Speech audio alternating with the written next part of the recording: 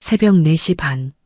창밖은 아직 한밤중처럼 고요한데 제 몸은 수십 년간 맞춰온 시계처럼 어김없이 저를 깨웠습니다. 늙으면 잠이 없어진다지만 저를 일으키는 것은 세월이 아니라 몸에 밴 의무감이었어요. 부스스한 몸을 일으켜 더듬더듬 벽을 짚으며 부엌으로 향했습니다. 스위치를 올리자 낡았지만 정갈하게 정돈된 살림살이들이 희미한 형광등 불빛 아래 모습을 드러냈습니다. 저것들은 단순한 물건이 아니에요. 제 젊음과 눈물, 땀방울이 고스란히 스며 있는 제 삶의 증인들입니다. 찬물로 얼굴을 씻으니 밤사이 저를 짓누르던 무거운 상념들이 조금은 씻겨나가는 듯 했습니다. 정신을 차리고 가장 먼저 한 일은 어제 저녁 아들 남수에게서 온 문자를 다시 확인하는 것이었어요. 엄마, 이번 주말에 친구들 온대. 엄마 멸치볶음이랑 장조림 좀 먹고 싶다고 하네. 짧은 문장이었지만 그 안에는 아들의 기대와 제 존재 이유가 담겨 있는 것만 같았습니다. 그래, 이 맛에 사는 거지.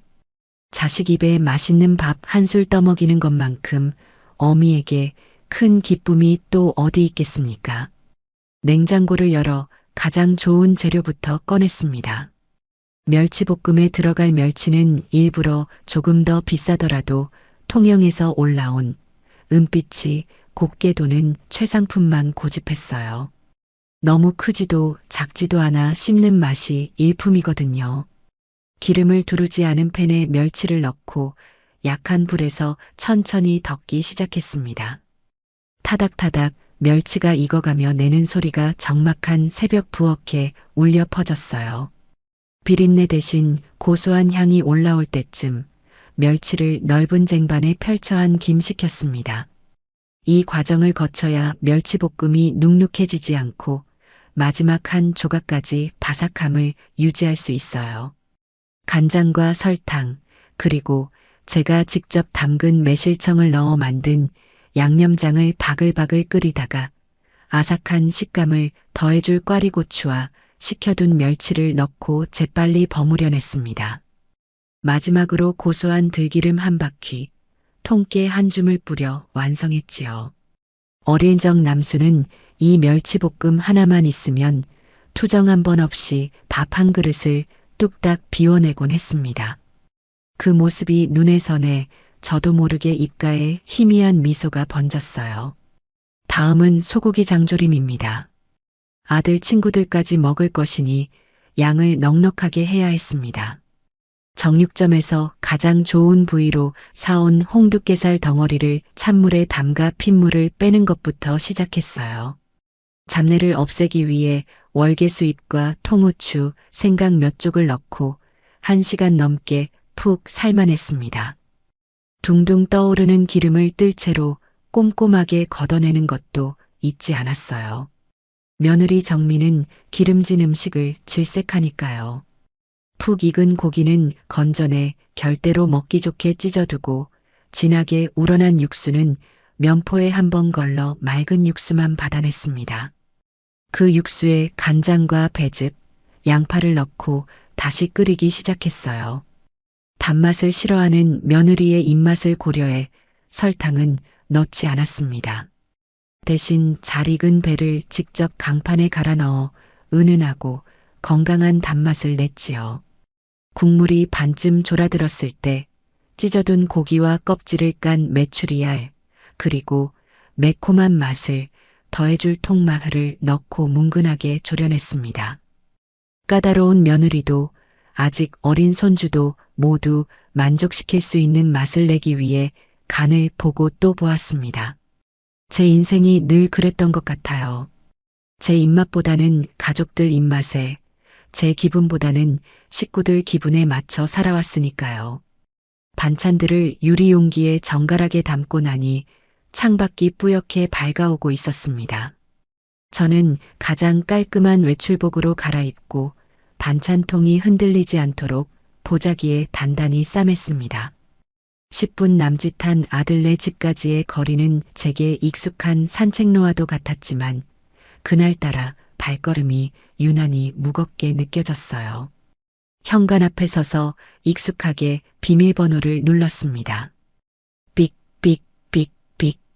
기계음이 울리고 잠금 장치가 풀리는 소리는 언제 들어도 정겹지가 않아요. 살금살금 발소리를 죽여 안으로 들어섰습니다. 거실에는 어젯밤 먹다 남은 피자, 상자와 맥주 캔들이 어지럽게 널려 있었습니다. 그걸 보는 순간 또 속에서 화가 치밀었지만 입술을 깨물며 참았습니다. 조용히 식탁 위에 반찬을 올려놓고 널브러진 쓰레기들을 한쪽에 모아 정리했습니다. 행여나 식구들 잠을 깨울까 숨소리 한번 크게 내지 못하고 도둑처럼 집을 빠져나왔습니다. 문이 닫히는 순간까지도 안에서는 아무런 기척이 없었습니다. 집으로 돌아와 늦은 아침을 챙겨 먹고 소파에 앉아 텔레비전을 켰습니다. 한참 드라마에 빠져 있는데 손에 쥐고 있던 휴대폰이 짧게 울렸습니다. 며느리 정미였어요. 반찬 잘 받았다는 고마운 인사일 거라 생각하며 웃는 얼굴로 메시지 창을 열었습니다. 하지만 화면에 떠 있는 글자들은 제 기대를 산산조각 냈습니다. 어머니, 장조림이 너무 달아요. 그리고 앞으로는 오실 때 문자로 먼저 연락하고 오세요. 순간 눈앞이 아찔해졌습니다. 손이 부들부들 떨려 휴대폰을 놓칠 뻔했어요. 몇 번이고 메시지를 다시 읽어보았지만 내용은 바뀌지 않았습니다. 설탕 한 톨 넣지 않고 배를 갈아 넣어 만든 장조림이 달다니요. 그건 명백한 트집이었습니다. 하지만 더 비참했던 것은 그 뒷말이었어요.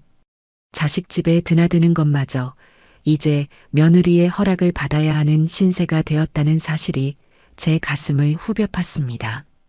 저는 답장을 하지 못했습니다. 뭐라고 보내야 할지, 무슨 말을 할 수 있을지 도무지 알 수가 없었거든요. 하루 종일 속이 답답하고 화가 치밀어 아무것도 할 수가 없었습니다. 이대로 있다가는 병이 날 것만 같았어요. 저는 자리에서 일어나 옷을 챙겨 입었습니다. 손주 얼굴이라도 보면 이 우라가 조금은 가라앉을까 싶어서요. 초등학교 교문 앞에서 기다리니 얼마 지나지 않아 수업을 마친 아이들이 쏟아져 나왔습니다. 까르르 웃으며 달려나오는 아이들 속에서 제 손주는 유독 반짝거렸어요. 저를 발견한 아이가 할머니 하고 외치며 달려와 제 품에 폭 안겼습니다. 저는 아이의 작고 따뜻한 몸을 끌어안으며 오늘 하루 종일 저를 괴롭혔던 서름과 분노를 잠시 잊을 수 있었습니다. 우리 강아지, 오늘 학교에서 뭐 배웠어? 오늘은 받아쓰기 시험 봤는데 저 100점 맞았어요. 아이고, 장하다 내 새끼. 저는 주머니에 넣어두었던 꼬깃꼬깃한 10,000원짜리 한 장을 꺼내 아이 손에 쥐어주었습니다. 이걸로 우리 강아지 좋아하는 떡볶이 사 먹어. 친구들도 같이 사주고. 손주는 고맙다며 꾸벅 인사를 하고는 신이 나서 친구들에게 달려갔습니다. 멀어지는 아이의 뒷모습을 보며 저는 흐뭇하게 웃었습니다. 그래, 이것만으로도 되었다. 이 행복 하나면 며느리에게 받은 서름쯤은 견딜 수 있을 것 같았어요. 하지만 그런 제 기대는 그날 저녁 또다시 무너져 내렸습니다. 저녁거리를 준비하고 있는데 며느리에게서 전화가 걸려왔습니다. 어머니, 오늘 학교 앞에 오셨었다면서요. 며느리의 목소리는 낮고 차가웠습니다. 응, 우리 손주 얼굴 보고 싶어서 잠깐 들렀다. 왜? 애한테 용돈 주셨다면서요. 그래, 10,000원 줬다. 그걸로 친구들이랑 맛있는 거 사 먹으라고. 어머니, 애 교육에 안 좋으니까 그러지 마세요. 용돈은 저희가 알아서 줘요. 자꾸 그렇게 애버릇 나쁘게 만드실 거예요? 저는 할 말을 잃었습니다. 손주가 기특해서 준 용돈 10,000원이 아이의 버릇을 망치는 나쁜 행동이란 말입니까? 제 모든 행동을 사사건건 지적하고 가르치려 드는 며느리의 목소리에 숨이 턱 막혔습니다. 전화기 너머로 들려오는 며느리의 잔소리를 더 이상 듣고 있을 수가 없어서 저는 아무 말 없이 전화를 끊어버렸습니다. 수화기를 내려놓은 손이 사시나무 떨리듯 떨렸어요. 오늘 하루 저는 며느리에게 완벽한 패배를 당했습니다. 제 사랑은 간섭이 되었고 제 정성은 틀린 것이 되었습니다. 70평생 지켜온 제 삶의 방식이 송두리째 부정당하는 기분이었습니다. 그날 이후 저는 며칠 동안 알아누웠습니다. 며느리에게 받은 마음의 상처가 몸으로 드러난 것이지요. 입맛도 없고 잠도 오지 않았습니다. 아들에게서 몇 번이나 전화가 걸려왔지만 받지 않았어요. 그 목소리를 들으면 또다시 무너져 내릴 것만 같았거든요. 엄마가 이해해라. 정민은 나쁜 애가 아니다. 같은 말로 저를 회유하려 들 것이 뻔했습니다. 저는 더 이상 상처받고 싶지 않았습니다. 그렇게 며칠을 보내고 나니 이대로는 안 되겠다는 생각이 들었습니다. 언제까지고 이렇게 알아누워 있을 수만은 없는 노릇이니까요. 마침 다음 주가 며느리의 생일이었습니다. 저는 이것이 마지막 기회일지도 모른다고 생각했어요. 이번 생일을 계기로 며느리와의 관계를 회복해보자. 어른인 내가 먼저 손을 내밀어보자. 그렇게 마음을 굳혔습니다. 며느리가 좋아할 만한 선물을 사주면 그 아이의 다친 마음도 조금은 열리지 않을까 하는 신락 같은 희망을 품었습니다. 저는 평생 제 옷 한 벌 제대로 사 입어본 적 없지만 자식들을 위해서는 지갑을 여는 것을 아까워하지 않았습니다.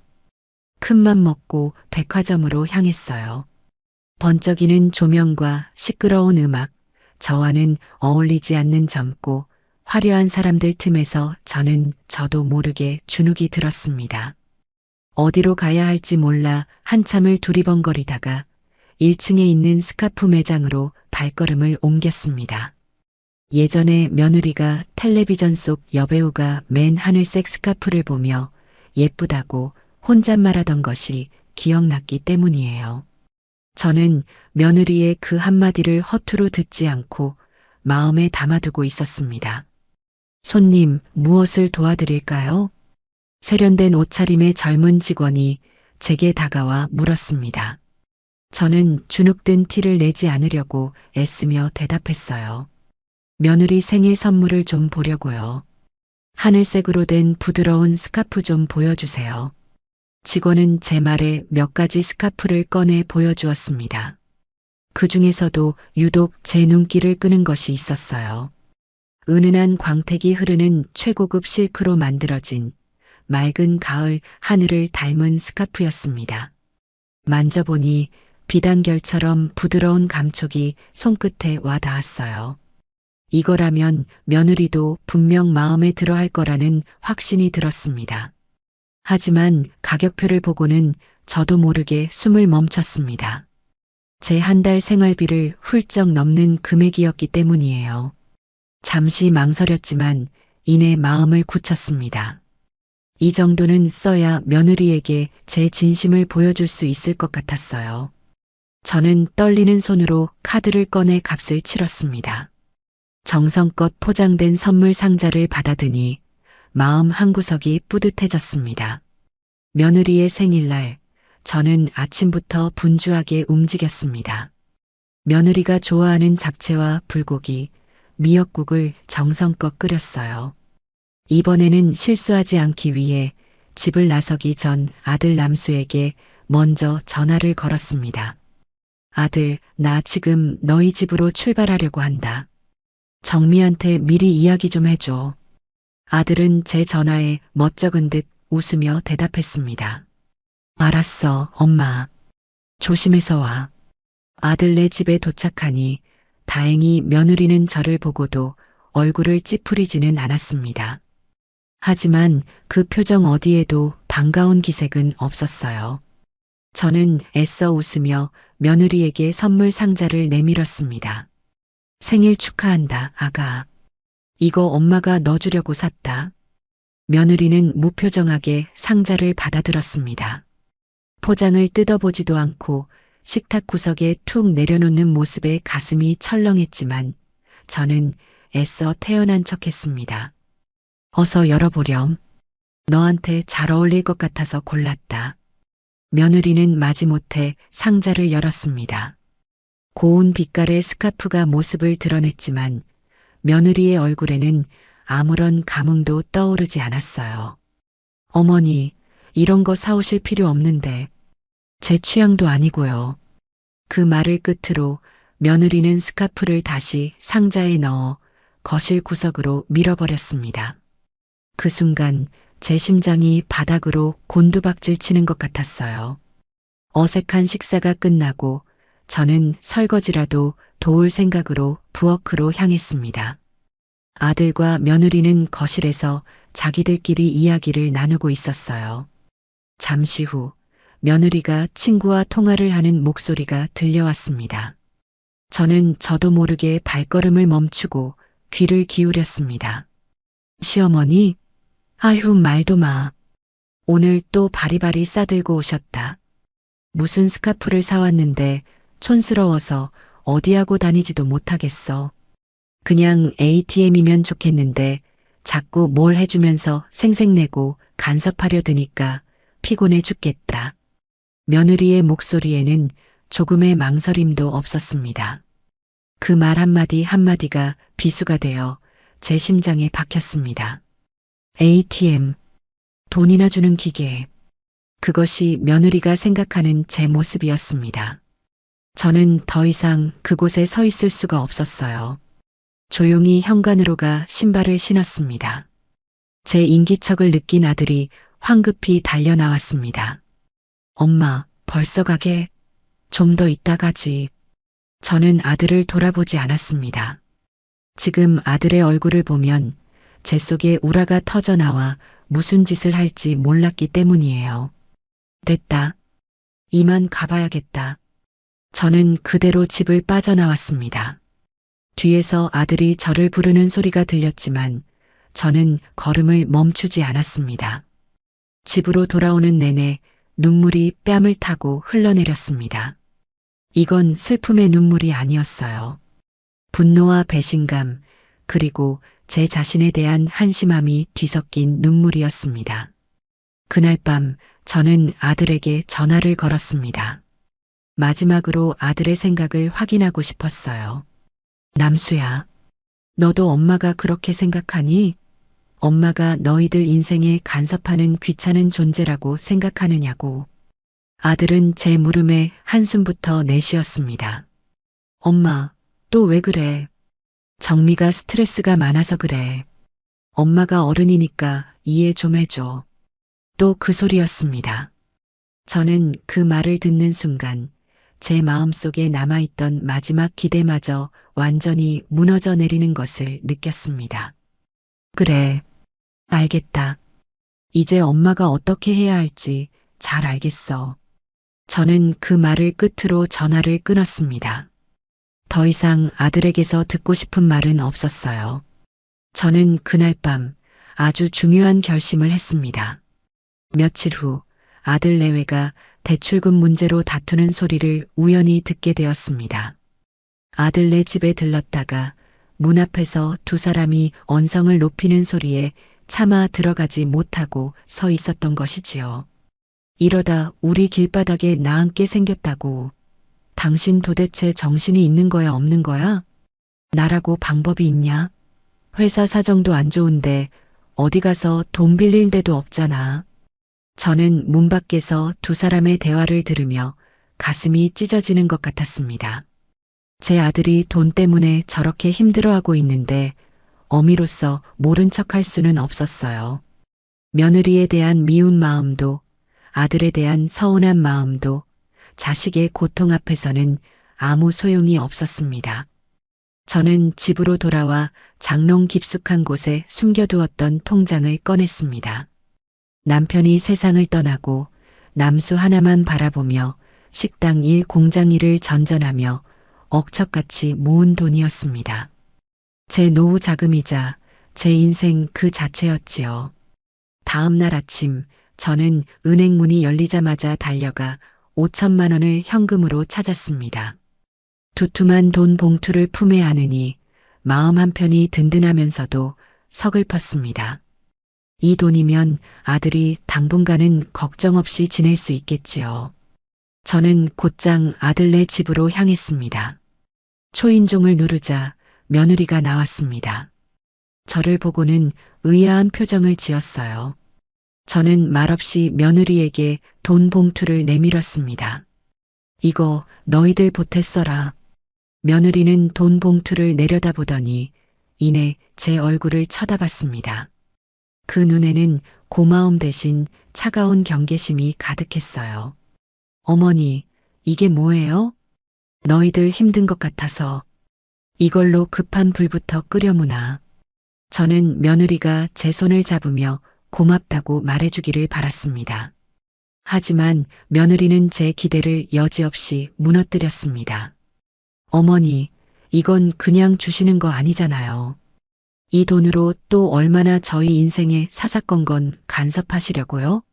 며느리의 목소리는 얼음장처럼 차가웠습니다. 저는 그 말에 망치로 머리를 한 대 얻어맞은 듯한 충격을 받았습니다. 뭐, 간섭이라니. 그게 무슨 말이냐? 모르시는 척하지 마세요. 어머니가 저희한테 해주시는 모든 것에는 대가가 따르잖아요.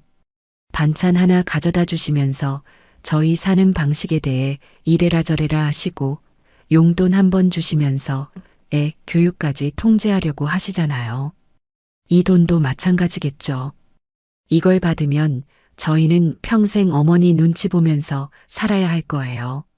저는 아무 말도 할 수가 없었습니다.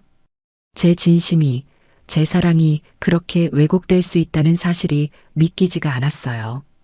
제가 할 말을 잃고 멍하니 서 있자 며느리는 제게 결정타를 날렸습니다.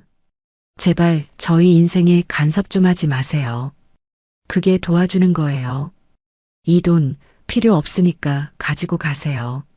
며느리는 돈 봉투를 제게 다시 떠밀었습니다. 그리고는 제 앞에서 현관문을 쾅 닫아버렸어요. 저는 닫힌 문 앞에서 한참을 망연자실하게 서 있었습니다. 손에 들린 돈 봉투가 천근만근처럼 무겁게 느껴졌습니다. 그 순간 제 마음속 무언가가 완전히 끊어지는 소리가 났습니다. 슬픔도 분노도 아니었어요. 모든 것을 포기하게 만드는 깊은 허무함이었습니다. 그날 이후 제 안에 무언가가 완전히 달라졌습니다. 더 이상 눈물도 나지 않았고 화도 나지 않았어요. 대신 차갑고 단단한 결심이 제 마음속에 자리 잡기 시작했습니다. 간섭하지 말라고 했겠다. 내 도움이 필요 없다고 했겠다. 그래, 이제부터는 철저하게 너희들 인생에서 사라져 주마. 그리고 나 김계순의 인생을 살겠다. 다음 날 저는 주거래 은행으로 향했습니다. 며느리에게 내밀었다가 거절당한 5천만 원을 다시 입금하고 제 모든 자산을 확인했습니다. 평생 허리띠를 졸라매며 아들 뒷바라지하고 남은 돈, 남편이 남겨준 작은 아파트, 그것이 제 인생의 전부였습니다. 저는 은행에서 가장 믿음직해 보이는 상담사를 찾아가 재무 상담을 받았습니다. 제 계획을 이야기하자 상담사는 놀란 눈으로 저를 쳐다봤어요. 하지만 이내 제 단호한 표정을 읽었는지 제 계획을 실현할 수 있는 가장 좋은 방법들을 꼼꼼하게 설명해 주었습니다. 은행을 나온 저는 곧장 동네 부동산으로 향했습니다. 제가 사는 아파트는 낡았지만 최근에 지하철역이 들어서면서 값이 꽤 올라 있었어요. 부동산 사장은 제 아파트를 보더니 좋은 값을 받을 수 있을 거라고 장담했습니다. 저는 그 자리에서 바로 집을 내놓았습니다. 조금이라도 빨리 이 지긋지긋한 곳을 떠나고 싶었거든요. 그날 저녁 아들에게서 전화가 왔습니다. 엄마, 오늘 부동산에서 우리 집 보고 갔다는데 무슨 일이야? 집 팔려고? 아들의 목소리에는 당혹감이 서려 있었습니다. 저는 아무렇지 않은 척 대답했어요. 아니다. 집이 낡아서 수리 좀 하려고, 견적이나 받아보려고 불렀다. 제 거짓말에 아들은 금방 안심하는 눈치였습니다. 아, 그런 거였어? 놀랐네. 필요한 거 있으면 말해, 엄마. 저는 아들의 그 말을 비웃으며 전화를 끊었습니다. 이제 와서 필요한 게 있으면 말하라니. 정말 필요할 때는 외면해놓고 이제 와서 착한 아들인 척하는 모습이 역겨웠습니다. 며칠 후 집을 사겠다는 사람이 나타났습니다. 생각보다 좋은 조건에 저는 망설이지 않고 계약서에 도장을 찍었습니다. 계약금을 손에 쥐니 비로소 제 인생의 새로운 막이 열리는 것이 실감났어요. 저는 그 돈으로 강릉 바닷가 근처의 작고 아담한 집을 계약했습니다. 평생 바다를 보고 싶다는 막연한 꿈이 있었는데 이제야 그 꿈을 이룰 수 있게 된 것입니다. 남은 돈은 노후 자금과 새로운 시작을 위한 사업 자금으로 꼼꼼하게 분리해 두었습니다. 이제 모든 준비는 끝났습니다. 저는 제 인생에서 가장 중요한 탈출을 감행할 준비를 마쳤습니다. 잔금을 모두 치르고 등기 이전까지 마친 날, 저는 꼬박 하룻밤을 뜬 눈으로 세웠습니다. 수십 년을 살아온 이 집에서의 마지막 밤이었어요. 짐은 이미 며칠에 걸쳐 버린 것은 버리고 강릉으로 가져갈 최소한의 것들만 상자에 담아둔 상태였습니다. 텅 빈 거실에 홀로 앉아 있으니 지나온 세월의 장면들이 파노라마처럼 눈앞을 스쳐 지나갔습니다. 저 소파는 남수가 결혼할 때 처음으로 장만했던 것이고 저쪽 벽에 희미하게 남은 자국은 손주 녀석이 어릴 때 키를 재던 흔적이었지요. 부엌으로 가보니 제 손때가 묻어 반질반질해진 싱크대와 수십 년간 쓴 무쇠솥이 저를 말없이 바라보는 것 같았습니다. 이 집 구석구석에 제 눈물과 땀, 기쁨과 슬픔이 배어있지 않은 곳이 없었어요. 정든 집을 떠난다는 사실에 마음 한구석이 아려왔지만 후회는 없었습니다. 이곳은 더 이상 제게 안식처가 아니었어요. 보이지 않는 감옥이었지요. 저는 그 감옥에서 제 발로 걸어나가기로 결심한 것입니다. 다음 날 새벽 해가 뜨기도 전에 저는 조용히 집을 나설 채비를 마쳤습니다. 이삿짐 센터는 부르지 않았어요. 용달차 한 대를 불러뒀을 뿐입니다. 제 인생의 새로운 시작은 다른 사람의 손을 빌리지 않고 온전히 제 힘으로 하고 싶었습니다. 몇 개 되지 않는 짐 상자를 기사님과 함께 싣고 나니 정말 떠난다는 것이 실감 났습니다. 마지막으로 집을 한번 둘러보았습니다. 텅 비어버린 공간은 낯설고 차가웠어요. 저는 미련 없이 현관문을 닫고 열쇠를 부동산에 맡기기로 한 약속 장소로 향했습니다. 모든 정리를 마치고 용달차 조수석에 올라탔을 때 동쪽 하늘이 희미하게 밝아오고 있었습니다. 제 인생의 새로운 아침이 밝아오는 것만 같았어요. 차가 서울을 벗어나 강릉으로 향하는 고속도로에 올라탔습니다. 창밖으로 빠르게 스쳐 지나가는 풍경들을 보며 저는 주머니에서 휴대폰을 꺼냈습니다. 그리고 오랫동안 고민하며 썼다 지웠다를 반복했던 문자를 아들 남수에게 보냈어요. 너희 말대로 이제 간섭 안 하고 내 인생 살련다. 이사했으니 찾지 마라. 보내기 버튼을 누르는 손가락은 조금도 떨리지 않았습니다. 문자를 보낸 뒤 저는 휴대폰 전원을 완전히 꺼버렸습니다. 이제 더 이상 그들의 세상에 얽매이지 않겠다는 저 자신과의 약속이었어요. 차창 너머로 보이는 풍경이 점점 푸르게 변해갔습니다. 제 마음도 묵은 체증이 내려간 듯 한결 가벼워지는 기분이었습니다. 그 시각 아들 내외는 어떤 모습이었을까요? 아마 늦잠을 자고 일어나 제가 없는 줄도 모르고 있었겠지요. 주말 아침 남수는 의뢰 그랬던 것처럼 해장이라도 할 겸 제 집으로 향했을 겁니다. 며느리 정미는 제가 또 무슨 반찬을 해다 놓았을지 속으로는 기대하면서도 겉으로는 귀찮은 척 따라 나섰을 테고요. 두 사람은 아무 생각 없이 저희 집 현관 앞에 서서 익숙하게 비밀번호를 눌렀을 겁니다. 삑, 삑, 삑, 삑. 하지만 문은 열리지 않았겠지요. 이상하다. 비밀번호 바꿨나? 남수가 고개를 갸웃거리며 다시 한번 번호를 눌러보았을 겁니다. 엄마가 말도 없이 번호를 바꿀 리가 없는데 몇 번을 더 시도해도 문이 열리지 않자 두 사람의 얼굴에는 슬슬 짜증과 불안이 어리기 시작했을 거예요. 뭐야, 엄마 어디 갔어? 전화 한번 해봐. 정미의 퉁명스러운 말에 남수는 제게 전화를 걸었겠지요. 하지만 제 휴대폰은 이미 꺼져 있었습니다. 전원이 꺼져 있어 음성사서함으로 연결됩니다. 라는 안내 메시지만이 그들을 맞이했을 겁니다. 전화도 안 받네. 진짜 어디 갔지?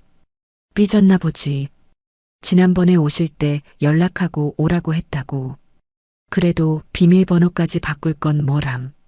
사람 귀찮게 해. 그들은 여전히 상황 파악을 하지 못한 채 제 탓을 하며 투덜거렸을 겁니다. 경비실에라도 가서 물어보자며 아파트 현관으로 내려갔겠지요. 어르신, 103동 504호 말입니까? 거기 어제 이사했는데요. 경비 아저씨의 말에 두 사람은 잠시 멍해졌을 겁니다. 네, 이사요? 누가요? 그 집에 사시던 할머니요. 어제 아침 일찍 짐 빼서 가셨어요.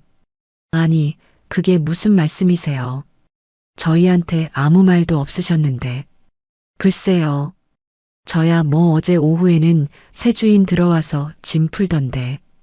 경비 아저씨의 말을 듣는 순간 남수와 정미의 머릿속은 하얗게 변했을 겁니다. 그제야 두 사람은 제가 보낸 문자를 떠올렸겠지요. 장난인 줄 혹은 잠깐 삐쳐서 하는 투정인 줄 알았던 그 문자가 무서운 현실이 되어 그들의 뒤통수를 후려쳤을 겁니다. 두 사람은 믿을 수 없다는 얼굴로 허둥지둥 다시 저희 집 현관 앞으로 달려갔을 거예요. 그리고 그때 엘리베이터 문이 열리고 낯선 사람들이 이삿짐을 들고 집으로 들어가는 광경을 목격했겠지요.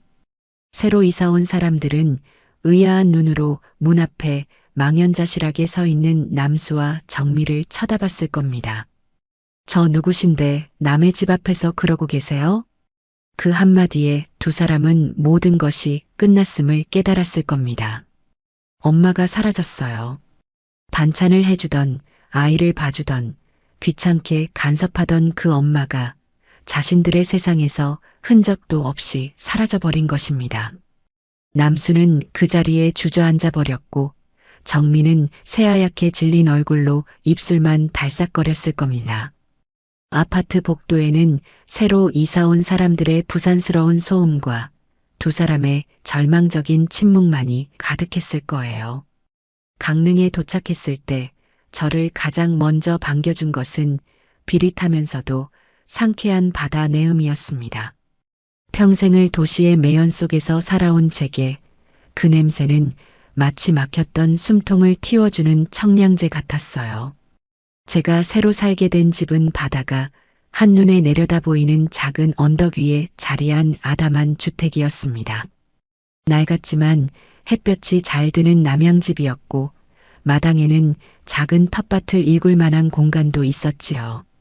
집 안으로 들어서자 커다란 창문 너머로 끝없이 펼쳐진 수평선이 보였습니다. 윤슬이 부서지는 바다를 보고 있으니 지난 수십 년간 제 가슴을 짓누르던 응어리가 한순간에 씻겨 내려가는 기분이었습니다. 그래, 이제부터 이곳이 내 집이다. 누구의 눈치도 볼 필요 없는 온전한 나만의 공간. 저는 짐도 풀기 전에 한참 동안이나 창가에 서서 바다를 바라보았습니다. 다음 날부터 저는 새로운 동네를 탐험하기 시작했습니다. 집에서 조금만 걸어 내려가면 작은 항구와 시끌벅적한 어시장이 있었어요. 갓 잡은 싱싱한 생선들을 파는 상인들의 활기찬 목소리, 흥정하는 손님들의 웃음소리가 정겹게 느껴졌습니다. 어머니, 어디서 오셨소? 처음 보는 얼굴인데. 퉁명스러운 서울 사람들과는 달리 이곳 사람들은 제게 먼저 스스럼 없이 말을 걸어왔습니다. 서울서 살다 얼마 전에 이사 왔어요. 아이고, 잘 오셨소. 여긴 공기도 좋고 인심도 좋지. 앞으로 자주 봅시다. 저는 그들의 따뜻한 인사에 어색하면서도 기분이 좋았습니다. 시장에서 싱싱한 생선과 해초, 그리고 텃밭에 심을 모종 몇 개를 샀습니다. 집으로 돌아오는 길, 저는 저도 모르게 콧노래를 흥얼거리고 있었어요. 그날 저녁, 저는 오롯이 저 자신만을 위한 저녁상을 차렸습니다. 남수나 며느리의 입맛이 아닌 제가 가장 좋아하는 음식들로요. 매콤하게 조린 갈치조림과 새콤달콤하게 무친 미역 초무침, 그리고 갓 지어 김이 모락모락 나는 흰쌀밥. 평생을 가족들 먼저 챙기느라 찬밥에 물 말아 후루룩 넘기기 일쑤였는데 이렇게 저를 위해 정성껏 차린 밥상을 마주하니 기분이 이상했습니다. 창밖의 바다를 보며 천천히 밥을 씹어 삼키는데 저도 모르게 눈물이 핑 돌았어요. 이것이 진정한 행복일지도 모른다는 생각이 들었습니다. 며칠 뒤 저는 마당 한쪽에 작은 장독대를 만들었습니다. 그리고 평생 해보고 싶었지만 여유가 없어 미뤄뒀던 전통장 담그기를 시작했어요. 가장 좋은 국산 콩을 사다 정성껏 메주를 쓰고 천일염을 구해다 간수를 뺐습니다. 햇볕 좋은 날에는 장독 뚜껑을 열어 햇살을 쬐어주고 비 오는 날에는 행여 빗물이 들어갈까 노심초사하며 장독대를 돌보았어요. 그 과정은 고되고 손이 많이 갔지만 조금도 힘들지 않았습니다. 오히려 하루하루 익어가는 장을 보며 제 인생도 저렇게 깊어져 가는 것 같아 마음이 뿌듯했어요. 어느 날 제가 만든 된장으로 끓인 찌개와 갓 담근 장아찌 몇 가지를 쟁반에 받쳐들고 이웃에 사는 독거노인 댁을 찾아갔습니다. 혼자 계시는 어르신이 마음에 걸려서요. 아이고, 이게 다 뭐요? 뭘 이런 걸 다. 별거 아니에요. 제가 직접 만든 건데 맛이나 한번 보세요. 어르신은 제 반찬을 맛보더니 눈이 동그래졌습니다. 세상에 이렇게 맛있는 된장찌개는 평생 처음 먹어보네. 이거 어디서 산기요? 제가 직접 담근 거예요. 제 말에 어르신은 입에 침이 마르도록 제 손맛을 칭찬했습니다. 그날 이후 제 반찬은 동네에 금세 입소문이 나기 시작했어요. 저는 이왕 하는 거 동네 어르신들 몇 분께 더 반찬을 만들어 나누어 드렸습니다.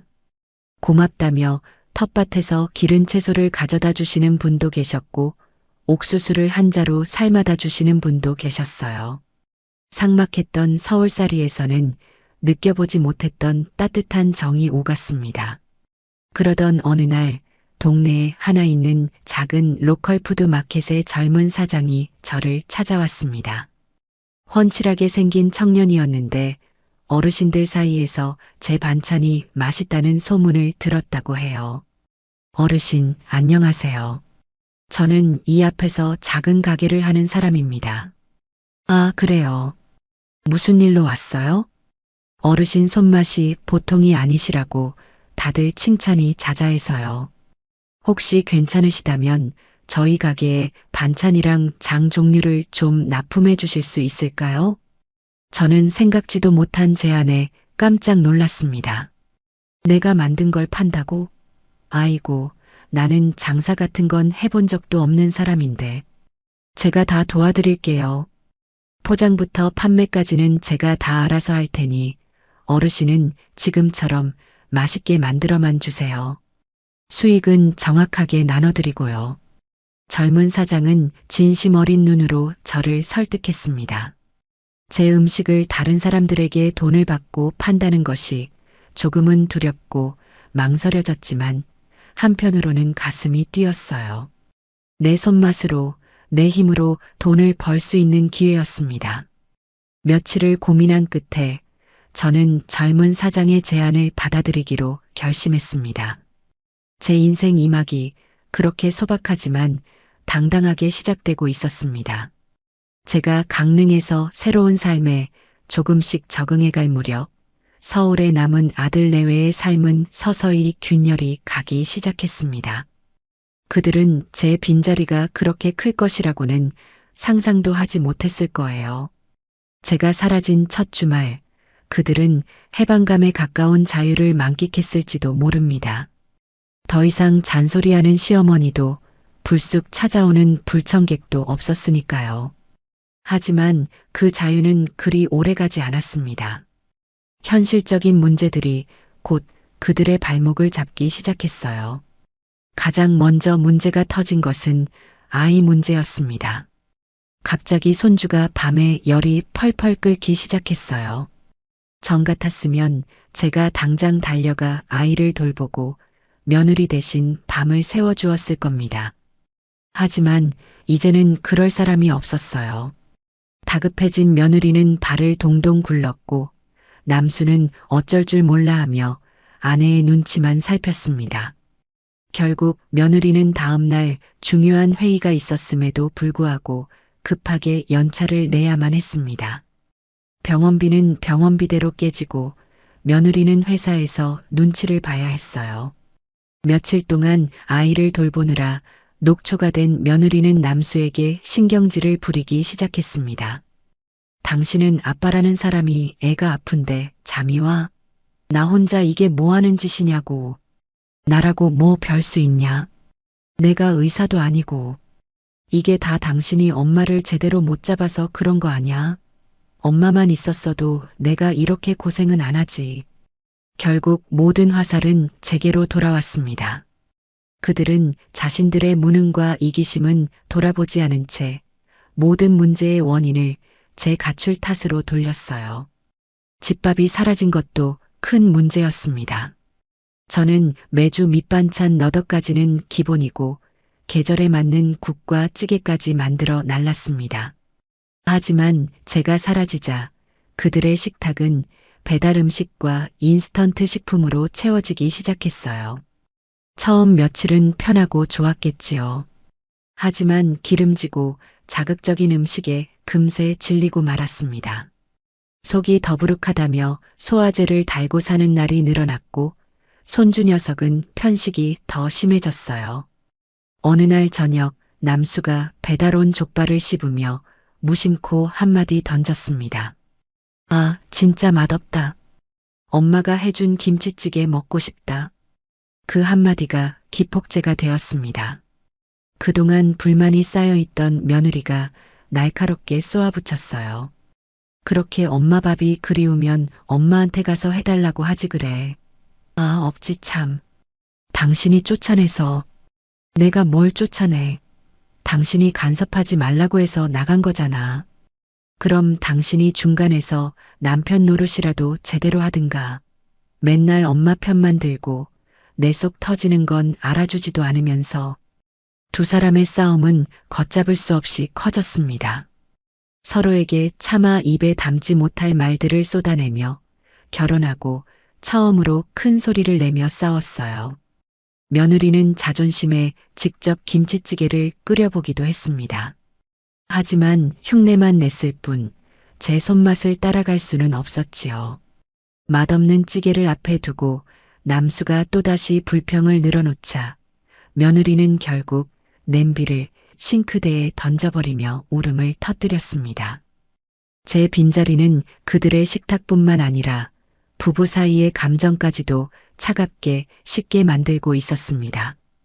엎친 데 덮친 격으로 친척들로부터 전화가 빗발치기 시작했습니다. 남수냐? 왜 니네 엄마랑 연락이 안 되냐? 전화기가 꺼져 있다는데 어디 편찮으시냐? 그럴 때마다 아들 내외는 진땀을 빼며 거짓말을 둘러대야 했습니다. 아, 고모. 엄마요? 친구분들이랑 저기 남해로 긴 여행 가셨어요. 거기 전파가 잘 안 터지나 봐요. 그래, 말도 없이 가셨네. 잘 다녀오시라고 전해드려라. 이런 거짓말이 언제까지 통할지는 모를 일이었습니다. 그들은 제 존재를 숨기기에 급급했고, 그럴수록 점점 더 깊은 수렁으로 빠져들어갔습니다. 그들은 깨닫기 시작했어요. 제가 단순히 밥이나 해주고 아이나 봐주는 귀찮은 늙은이가 아니었다는 사실을요. 저는 그들의 버팀목이었고 울타리였고 세상의 모든 비바람을 막아주던 방패였습니다. 이제 그 방패가 사라지자 그들은 세상의 비바람을 맨몸으로 맞아야만 했습니다. 아들 내외가 서울에서 허우적거리고 있을 때 강릉에서의 제 삶은 조금씩 빛을 발하기 시작했습니다. 로컬푸드 마켓의 젊은 사장과 함께 시작한 개순의 부엌은 그야말로 대박이 났어요. 처음에는 제가 만든 된장, 고추장, 그리고 장아찌 몇 종류만 조촐하게 내놓았습니다. 그런데 제 음식을 맛본 손님들 사이에서 입소문이 무섭게 퍼져나가기 시작했어요. 특히 제가 직접 담근 저염식 명란젓과 깻잎 장아찌는 내놓기가 무섭게 팔려나갔습니다. 어르신, 이거 어떡해요? 명란젓은 오늘 오전에 벌써 다 떨어졌어요. 더 만들어 주실 수 있으세요? 젊은 사장은 기쁘면서도 난감한 얼굴로 제게 말했어요. 저는 갑작스러운 인기에 어리둥절하면서도 한편으로는 가슴 벅찬 희열을 느꼈습니다. 평생을 누군가의 아내, 누군가의 엄마로만 살다가 제 이름 석자를 걸고 만든 음식이 사람들에게 인정받는다는 사실이 믿기지 않았어요. 저는 밤낮 없이 일에 매달렸습니다. 새벽같이 일어나 재료를 다듬고 장을 담그고 반찬을 만들었어요. 하지만 조금도 피곤하지 않았습니다. 오히려 하루하루 생기가 넘쳤지요. 어르신, 이왕 이렇게 된 거 온라인으로도 팔아볼까요?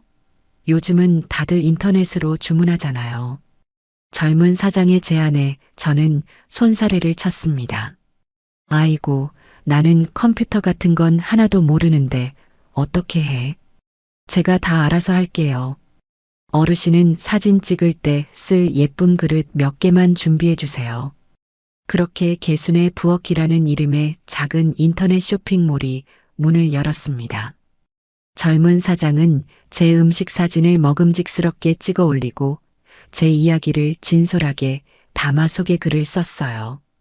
도시의 아들 내외에게 상처받고 귀향한 어머니가 바닷가에서 정성으로 만드는 건강한 집밥이라는 이야기는 사람들의 마음을 움직였습니다. 주문이 전국 각지에서 쇄도하기 시작했어요. 저는 제 통장에 난생 처음 보는 큰돈이 찍히는 것을 보며 꿈을 꾸는 것만 같았습니다. 수입이 생기자 제 삶에도 변화가 찾아왔습니다. 저는 더 이상 후줄근한 몸빼 바지나 낡은 티셔츠를 입지 않았어요. 제 돈으로 직접 시장에 가서 화사한 색깔의 블라우스와 편안하면서도 멋스러운 바지를 사 입었습니다. 미용실에 가서 수십 년 만에 파마도 하고 얼굴에 분도 발라보았어요. 거울 속에 비친 제 모습이 낯설었지만 싫지는 않았습니다. 오히려 잃어버렸던 제 모습을 되찾은 기분이었어요. 동네 사람들은 저를 보면 하나같이 예뻐졌다며 칭찬을 해주었습니다. 그럴 때마다 저는 소녀처럼 수줍게 웃었어요. 그러던 어느 날 지역 방송국에서 저를 취재하고 싶다는 연락이 왔습니다. 귀향에 성공한 시니어 창업가라는 주제로 저를 소개하고 싶다는 것이었어요. 저는 쑥스럽고 떨렸지만 저를 도와준 젊은 사장과 동네 사람들의 응원에 힘입어 촬영에 응하기로 했습니다. 촬영 당일 저는 곱게 화장을 하고 제가 가장 아끼는 옷을 입었습니다. 카메라 앞에서 제 인생 이야기를 담담하게 풀어놓았어요. 아들 내외에게 상처받았던 이야기까지는 하지 않았습니다. 그저 제2의 인생을 살게 된 기쁨과 제 음식에 대한 자부심을 이야기했을 뿐이에요. 방송이 나간 후 개순의 부엌은 그야말로 날개를 달았습니다. 전화통에 불이 나고 인터넷 주문창은 마비가 될 지경이었어요. 그리고 그 방송을 서울에 있던 아들 내외가 보게 된 것입니다.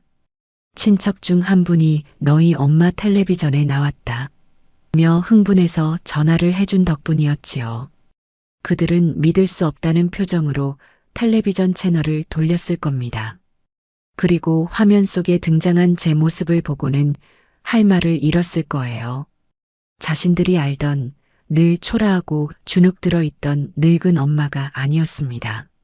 환한 조명 아래서 자신감 넘치는 목소리로 인터뷰를 하고 바다를 배경으로 환하게 웃는 성공한 사업가 김계순이 있었을 뿐이지요. 그들에게 그 모습은 엄청난 충격이자 배신감이었을 겁니다. 자신들은 엄마가 없어서 이렇게 힘든데 정작 엄마는 혼자 저렇게 행복하게 잘 살고 있다는 사실을 받아들일 수 없었을 거예요. 특히 며느리 정미의 얼굴은 분노와 시기심으로 하얗게 질렸을 겁니다. 자신이 버린 촌스러운 스카프 대신 세련된 옷을 입고 성공한 시어머니의 모습은 그녀의 자존심을 산산조각 냈을 테니까요. 그들은 깨닫지 못했습니다. 저를 그렇게 빛나게 만든 것이 바로 자신들의 그 모진 말 한마디였다는 사실을요. 방송이 나가고 난 뒤 제 삶은 그야말로 딴 세상이 되었습니다. 개순의 부엌은 이제 강릉의 작은 로컬 푸드마켓 한 구석을 차지한 반찬 가게가 아니었어요. 전국에서 주문이 밀려드는 어엿한 이름난 브랜드가 되었습니다. 아침에 눈을 뜨면 휴대폰에는 밤새 들어온 주문 알림이 수백 개씩 쌓여 있었고 가게 전화는 쉴 새 없이 울려댔습니다. 저 혼자의 힘으로는 도저히 감당할 수 없는 지경에 이르렀지요. 저를 도와주던 젊은 사장, 박 사장은 제게 더 넓은 작업장과 직원을 구해야 한다고 진지하게 제안했습니다. 어르신, 이젠 정말 사업이에요. 지금 이 작은 부엌에서는 물량을 맞출 수가 없어요. 제가 근처에 괜찮은 상가 자리를 알아봤는데 거길 얻어서 제대로 된 공장 시스템을 갖춰야 해요. 공장이라니, 아이고. 내가 무슨 공장 사장이라고. 사장이시죠. 개순의 부엌 대표 김계순 사장님이시잖아요. 어르신, 이건 어르신이 평생의 정성으로 일궈내신 기회예요. 놓치시면 안 돼요. 박 사장의 눈은 확신으로 가득 차 있었습니다.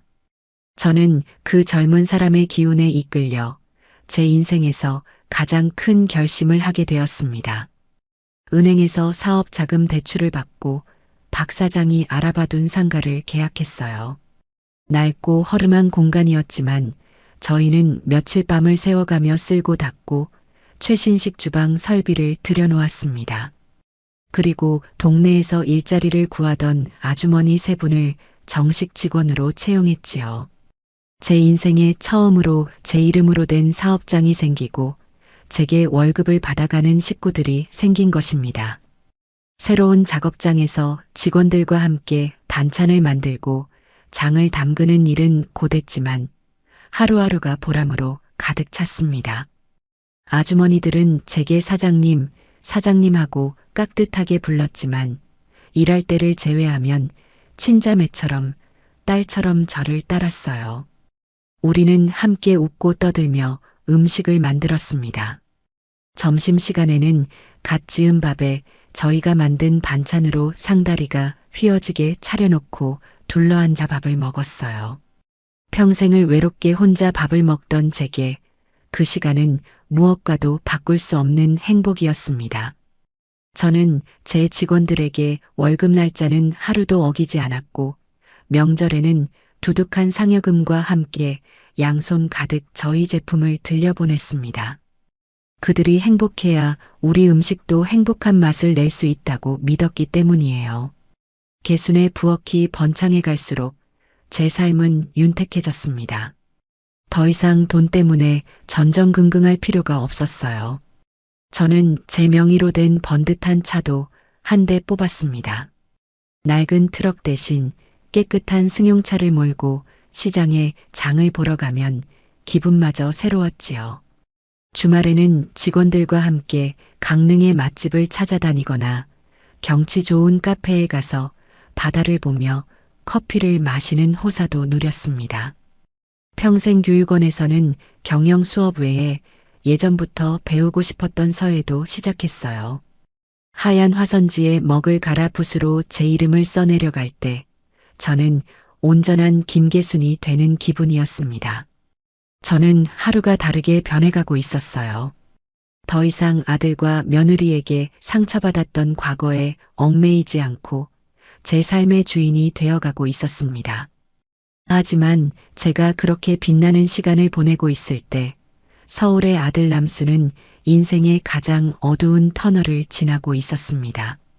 아들이 다니던 회사의 경영이 급격하게 나빠지기 시작한 것입니다. 여기저기서 회사가 곧 부도날 거라는 흉흉한 소문이 돌았고 결국 회사는 대규모 구조조정을 단행했습니다. 남수의 이름도 희망퇴직 대상자 명단에 올랐어요. 하루아침에 길바닥에 나앉게 될지도 모른다는 공포가 남수를 짓눌렀습니다. 신락 같은 희망이라도 붙잡아 보려고 밤늦게까지 회사에 남아 온갖 꾸준히 일을 도맡아 했지만 한번 기울기 시작한 회사의 운명을 되돌릴 수는 없었습니다.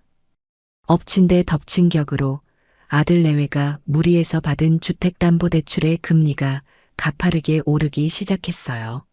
매달 갚아야 하는 이자는 눈덩이처럼 불어났고 남수의 월급만으로는 생활비조차 감당하기 힘든 지경에 이르렀습니다. 며느리 정미는 생활비를 벌기 위해 아르바이트라도 알아보려 했지만 아이를 돌봐줄 사람이 없다는 현실의 벽에 부딪혔습니다. 정 같았으면 제가 두 팔 걷어붙이고 손주를 돌봐주었겠지만 이제는 그럴 수가 없었지요. 돈 문제는 부부 사이를 파고드는 가장 날카로운 칼날이었습니다. 그들은 하루가 멀다 하고 돈 문제로 서로를 물어뜯으며 싸웠습니다. 결국 남수는 마지막 지푸라기라도 잡는 심정으로 제게 전화를 걸었습니다. 제가 방송에 나온 이후 제 연락처는 이미 친척들을 통해 알고 있었지만 차마 먼저 연락할 용기를 내지 못하고 있었던 것입니다. 그날도 몇 번이나 통화 버튼을 눌렀다 지웠다를 반복했을 겁니다. 밤늦은 시간 일과를 마치고 막 잠자리에 들려던 제 휴대폰이 요란하게 울렸습니다. 화면에 떠있는 아들이라는 두 글자를 보는 순간 제 심장이 쿵 내려앉았어요. 올 것이 왔구나 싶었습니다. 저는 잠시 심호흡을 하고 최대한 아무렇지 않은 목소리로 전화를 받았습니다. 여보세요. 엄마. 수화기 너머로 들려오는 아들의 목소리는 물에 젖은 솜처럼 축 처져 있었습니다. 금방이라도 울음이 터져 나올 것 같은 목소리였어요. 저는 아무 말 없이 아들이 다음 말을 하기를 기다렸습니다. 엄마 잘 지내? 그래. 나는 잘 지낸다. 너는 어떠냐? 아들은 한참 동안이나 말을 잇지 못했습니다. 전화기 너머로 아들이 애써 울음을 삼키는 소리가 희미하게 들려왔어요. 이윽고 남수는 떨리는 목소리로 거의 기어들어가는 것 같은 목소리로 말했습니다. 엄마 제가 다 잘못했어요. 정말 죄송해요, 엄마. 아들의 입에서 마침내 사죄의 말이 터져 나왔습니다. 하지만 그 사죄는 너무 늦었고 너무 가벼웠습니다. 저는 차가운 목소리로 대답했어요. 이제 와서 그 말이 무슨 소용이냐? 알아요. 제가 100번, 1000번 죽을 죄를 지은 거 알아요. 그래도 엄마, 저 엄마 아들이잖아요. 엄마, 저 좀 살려주세요. 네, 제발이요. 아들은 결국 울음을 터뜨리고 말았습니다. 어린아이처럼 서럽게 우는 아들의 울음소리를 들으니 제 가슴도 미어졌습니다. 하지만 저는 흔들리지 않았어요. 무슨 일이냐? 똑바로 말해라. 회사에서 곧 잘릴 것 같아요. 집 대출 이자는 감당이 안 되고 이러다 우리 가족 다 길바닥에 나앉게 생겼어요. 엄마 제발 돈 좀 빌려주세요. 엄마가 빌려주시면 저 정말 평생에 걸쳐서 다 갚을게요. 네, 제발요, 엄마. 아들의 입에서 마침내 돈이라는 단어가 나왔습니다. 저는 그 말을 듣는 순간 가슴 한편에 남아있던 일말의 연민마저 차갑게 식어버리는 것을 느꼈습니다.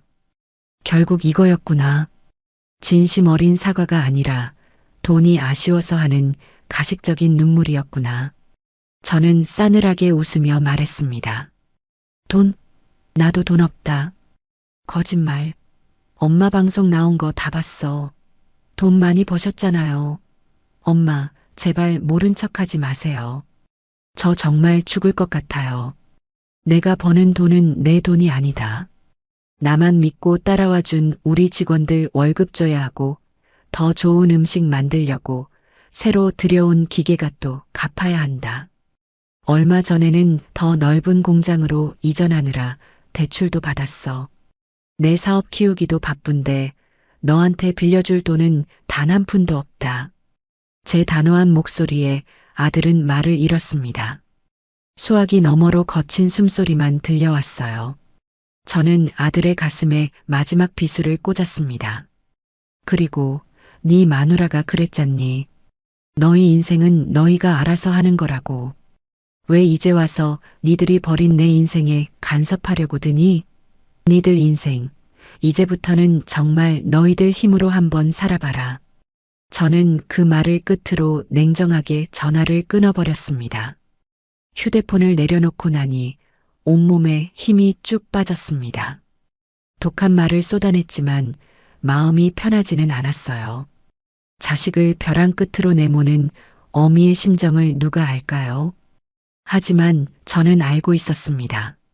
지금 제가 아들에게 건네는 동아줄은 아들을 살리는 길이 아니라 함께 지옥으로 떨어지는 길이라는 것을요. 아들은 이번 기회에 스스로의 힘으로 일어서는 법을 배워야만 했습니다. 저는 어둠 속에서 두 손을 모으고 조용히 기도했습니다. 부디 제 아들이 이 시련을 이겨내고 진짜 어른으로 거듭나게 해달라고요. 제가 아들의 부탁을 냉정하게 거절했다는 사실을 알게 된 며느리 정미의 반응은 불에 기름을 부은 격이었습니다. 남수는 저와의 통화 내용을 정미에게 그대로 전하지는 못했을 겁니다. 제게 모진 말을 들었다는 사실을 인정하는 것이 자존심 상하기도 했을 테고 아내의 분노를 감당할 자신도 없었겠지요. 아마 엄마도 사정이 여의치 않으신가 봐. 정도로 얼버무렸을 겁니다. 하지만 눈치 빠른 정미가 그 말을 곧이곧대로 믿을 리 없었습니다. 남편을 닥달해 통화 내용을 모두 알아낸 정미는 그야말로 이성을 잃고 말았습니다. 뭐, 사업? 직원? 웃기지도 않아. 평생 우리 아빠 등골 빼먹고 살던 여자가 무슨 사업가라고. 다 쇼하는 거잖아. 당신 아들 망해가는 꼴 보면서 고소해야 하는 거 아니야, 지금. 정미야, 말 좀 가려서 해. 그래도 우리 엄마야. 엄마, 자식이 죽어가는데 돈 한 푼 없다고 내치는 게 그게 엄마야? 악마지. 독사 같은 여자. 정미는 온갖 악담을 퍼부으며 남수를 몰아세웠습니다. 그녀에게 저는 더 이상 시어머니가 아니었어요. 자신의 불행을 즐기고 있는 반드시 무너뜨려야 할 원수일 뿐이었습니다. 남수가 저를 설득하는 데 실패하자 정미는 자신이 직접 나서기로 결심했습니다. 어떻게든 제 연락처를 알아내 제게 본때를 보여주겠다고 마음먹은 것이지요. 남수가 잠든 사이 몰래 남편의 휴대폰을 뒤져 제 번호를 찾아냈습니다. 그리고 다음 날 이른 아침부터 제게 전화를 걸었습니다. 그날 저는 새로 이전한 공장에서 직원 아주머니들과 함께 아침 조회를 하고 있었습니다. 앞으로의 생산 계획과 신제품 개발에 대해 열띤 토론을 벌이고 있었지요. 활기차고 희망 넘치는 분위기 속에서 제 휴대폰이 날카롭게 울렸습니다. 모르는 번호였지만 왠지 불길한 예감에 휩싸였습니다. 잠깐만요. 저는 직원들에게 양해를 구하고 사무실로 들어가 전화를 받았습니다. 여보세요, 김계순입니다. 어머니. 수화기 너머로 들려오는 목소리는 제가 세상에서 가장 듣고 싶지 않았던 며느리 정미의 목소리였습니다. 그 목소리는 평소의 앙칼짐 대신 이상할 정도로 차분해서 오히려 더 섬뜩하게 느껴졌어요. 무슨 일이냐? 어머니, 저희 이렇게 힘든데 혼자만 잘 사시니 행복하세요? 정미는 본론부터 꺼냈습니다. 그 목소리에는 비아냥과 원망이 가득 담겨 있었어요. 저는 똑같이 차분한 목소리로 대꾸했습니다. 내가 잘 사는 게 너랑 무슨 상관이냐? 상관이 왜 없어요? 어머니는 저희 인생을 망쳐놓고 지금 혼자 도망쳐서 행복하게 살고 있잖아요. 저희가 망하는 꼴 보시니 속이 시원하세요? 정미의 목소리가 점점 격앙되기 시작했습니다. 저는 전화기를 귀에서 살짝 대며 한숨을 내쉬었습니다. 역시 이 아이는 조금도 변하지 않았구나. 모든 문제의 원인을 남의 탓으로 돌리는 저 버릇은 평생 고치지 못할 병이구나 싶었습니다. 얘야, 내가 분명히 말했을 텐데. 나는 네가 하라는 대로 했을 뿐이라고. 니들 인생에 간섭하지 말라며. 그래서 나는 내 인생을 찾았을 뿐이다. 그게 할 소리예요? 자식이 죽어가는데. 당신 손주가 길바닥에 나앉게 생겼는데 그깟 며느리 말 한마디에 토라져서 이럴 수가 있냐고요. 토라진 게 아니다. 깨달은 거지. 평생을 너희들을 위해 희생하며 살아온 내 인생이 얼마나 어리석었는지를, 그리고 너희들이 얼마나 이기적인 인간들인지를. 제 말에 정미는 잠시 말을 잃었습니다. 제가 이렇게까지 강하게 나올 줄은 몰랐던 모양입니다. 이내 정미는 거의 비명에 가까운 목소리로 악을 쓰기 시작했습니다. 어떻게 사람이 그렇게 독할 수가 있어요? 당신도 똑같이 당해봐야 해. 당신이 피땀 흘려 이룬 거라는 그 잘난 사업. 내가 다 망쳐버릴 거야. 당신도 내가 겪는 고통 똑같이 겪게 해줄 거라고. 그것은 단순한 분노의 표출이 아니었어요. 명백한 협박이자 선전포고였습니다. 저는 그 말을 듣는 순간 등골이 오싹해지는 것을 느꼈습니다. 하지만 두렵지는 않았어요. 오히려 제 마음속 마지막 남은 미련의 끈이 완전히 끊어지는 소리를 들었습니다. 이제는 정말 돌아올 수 없는 강을 건넜구나. 그래, 어디 한번 해보렴. 네가 가진 모든 힘을 다해서 이 늙은이를 한번 무너뜨려 봐라. 대신 그 결과에 대한 책임도 온전히 네가 져야 할 것이다. 명심해라. 저는 그 말을 끝으로 전화를 끊었습니다. 더 이상은 저속한 말싸움에 어울려주고 싶지 않았어요. 전화를 끊고 나니 온몸에 힘이 빠지면서도 이상하게 마음은 후련했습니다. 이제 모든 것이 명확해졌으니까요. 저와 며느리는 이제 한 하늘 아래 공존할 수 없는 적이 되었습니다. 며느리와의 통화는 제게 큰 경각심을 주었습니다. 그 아이는 그저 악을 쓰는 것에서 그치지 않을 것이라는 불길한 예감이 들었어요. 분명 무슨 짓을 저지를 겁니다. 저는 곧바로 박 사장을 제 사무실로 불렀습니다. 박 사장, 아무래도 우리가 정신을 바짝 차려야 할 것 같아. 저는 며느리와의 통화 내용을 박 사장에게 모두 털어놓았습니다. 제 이야기를 듣는 내내 박 사장의 표정은 심각하게 굳어 있었어요. 사장님, 정말 너무하네요. 어떻게 그런... 됐어. 이제 와서 누굴 탓하겠니? 그 아이가 무슨 짓을 할지 모르니 우리는 우리대로 대비를 해야지.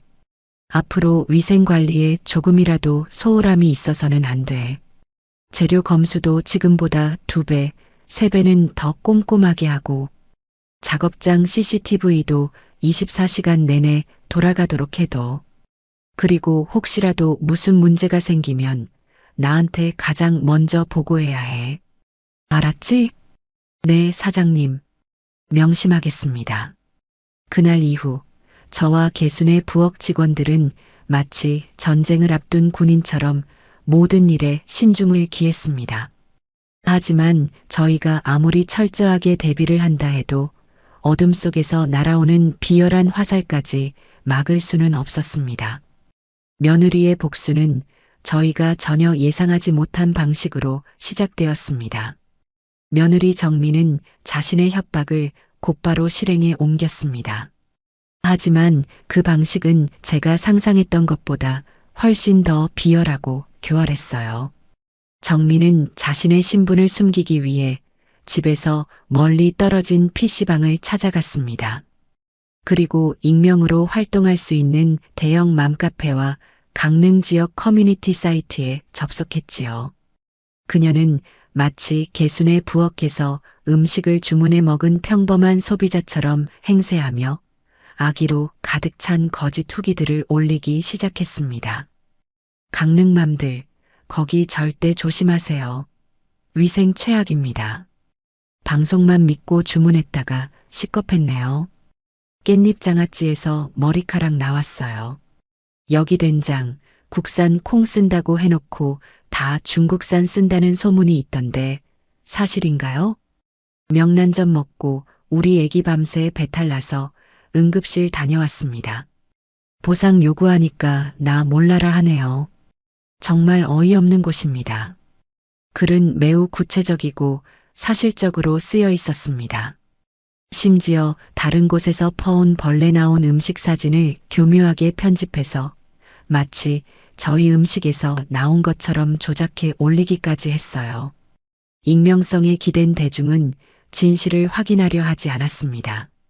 사람들은 정미가 만들어낸 거짓 정보에 쉽게 선동되었고 그 글들은 순식간에 수십 개의 커뮤니티로 퍼져나갔습니다. 하룻밤 사이에 정직과 정성으로 쌓아 올린 개순의 부엌의 명성은 바닥으로 곤두박질 쳤습니다. 다음 날 아침 저희는 아무것도 모른 채 평소처럼 출근했습니다. 하지만 공장의 분위기는 어제와는 완전히 달랐어요. 주문 확인을 하던 박 사장의 얼굴이 새하얗게 질려 있었고 직원 아주머니들은 어두운 표정으로 수군거리고 있었습니다. 사장님, 큰일 났어요. 빨리 이거 좀 보세요. 박 사장이 제게 보여준 컴퓨터 화면에는 밤새 인터넷을 뜨겁게 달군 저희에 대한 악의적인 글들이 가득했습니다. 글 밑에는 수백 개의 비난 댓글이 달려 있었어요. 방송 보고 착한 기업인 줄 알았는데 뒤통수 제대로 맞았네. 늙은이가 돈독이 올랐구만. 이런 곳은 당장 영업 정지시켜야 한다. 저는 제 눈을 의심했습니다. 손이 부들부들 떨리고 숨이 막혔어요. 평생을 정직하게 살아온 제 인생이 단 몇 줄의 거짓말로 인해 더러운 오물 속에 처박히는 기분이었습니다. 그것은 시작에 불과했습니다. 아침부터 가게 전화는 불이 나기 시작했어요. 하지만 그것은 주문 전화가 아니었습니다. 입에 담지 못할 욕설과 비난을 퍼붓는 항해 전화였지요. 여기가 그 쓰레기 음식 파는 곳 맞죠? 양심도 없는 할망구야. 당신 같은 사람 때문에 선량한 자영업자들이 다 욕먹는 거야. 인터넷 주문 게시판은 환불과 보상을 요구하는 글로 도배가 되었습니다.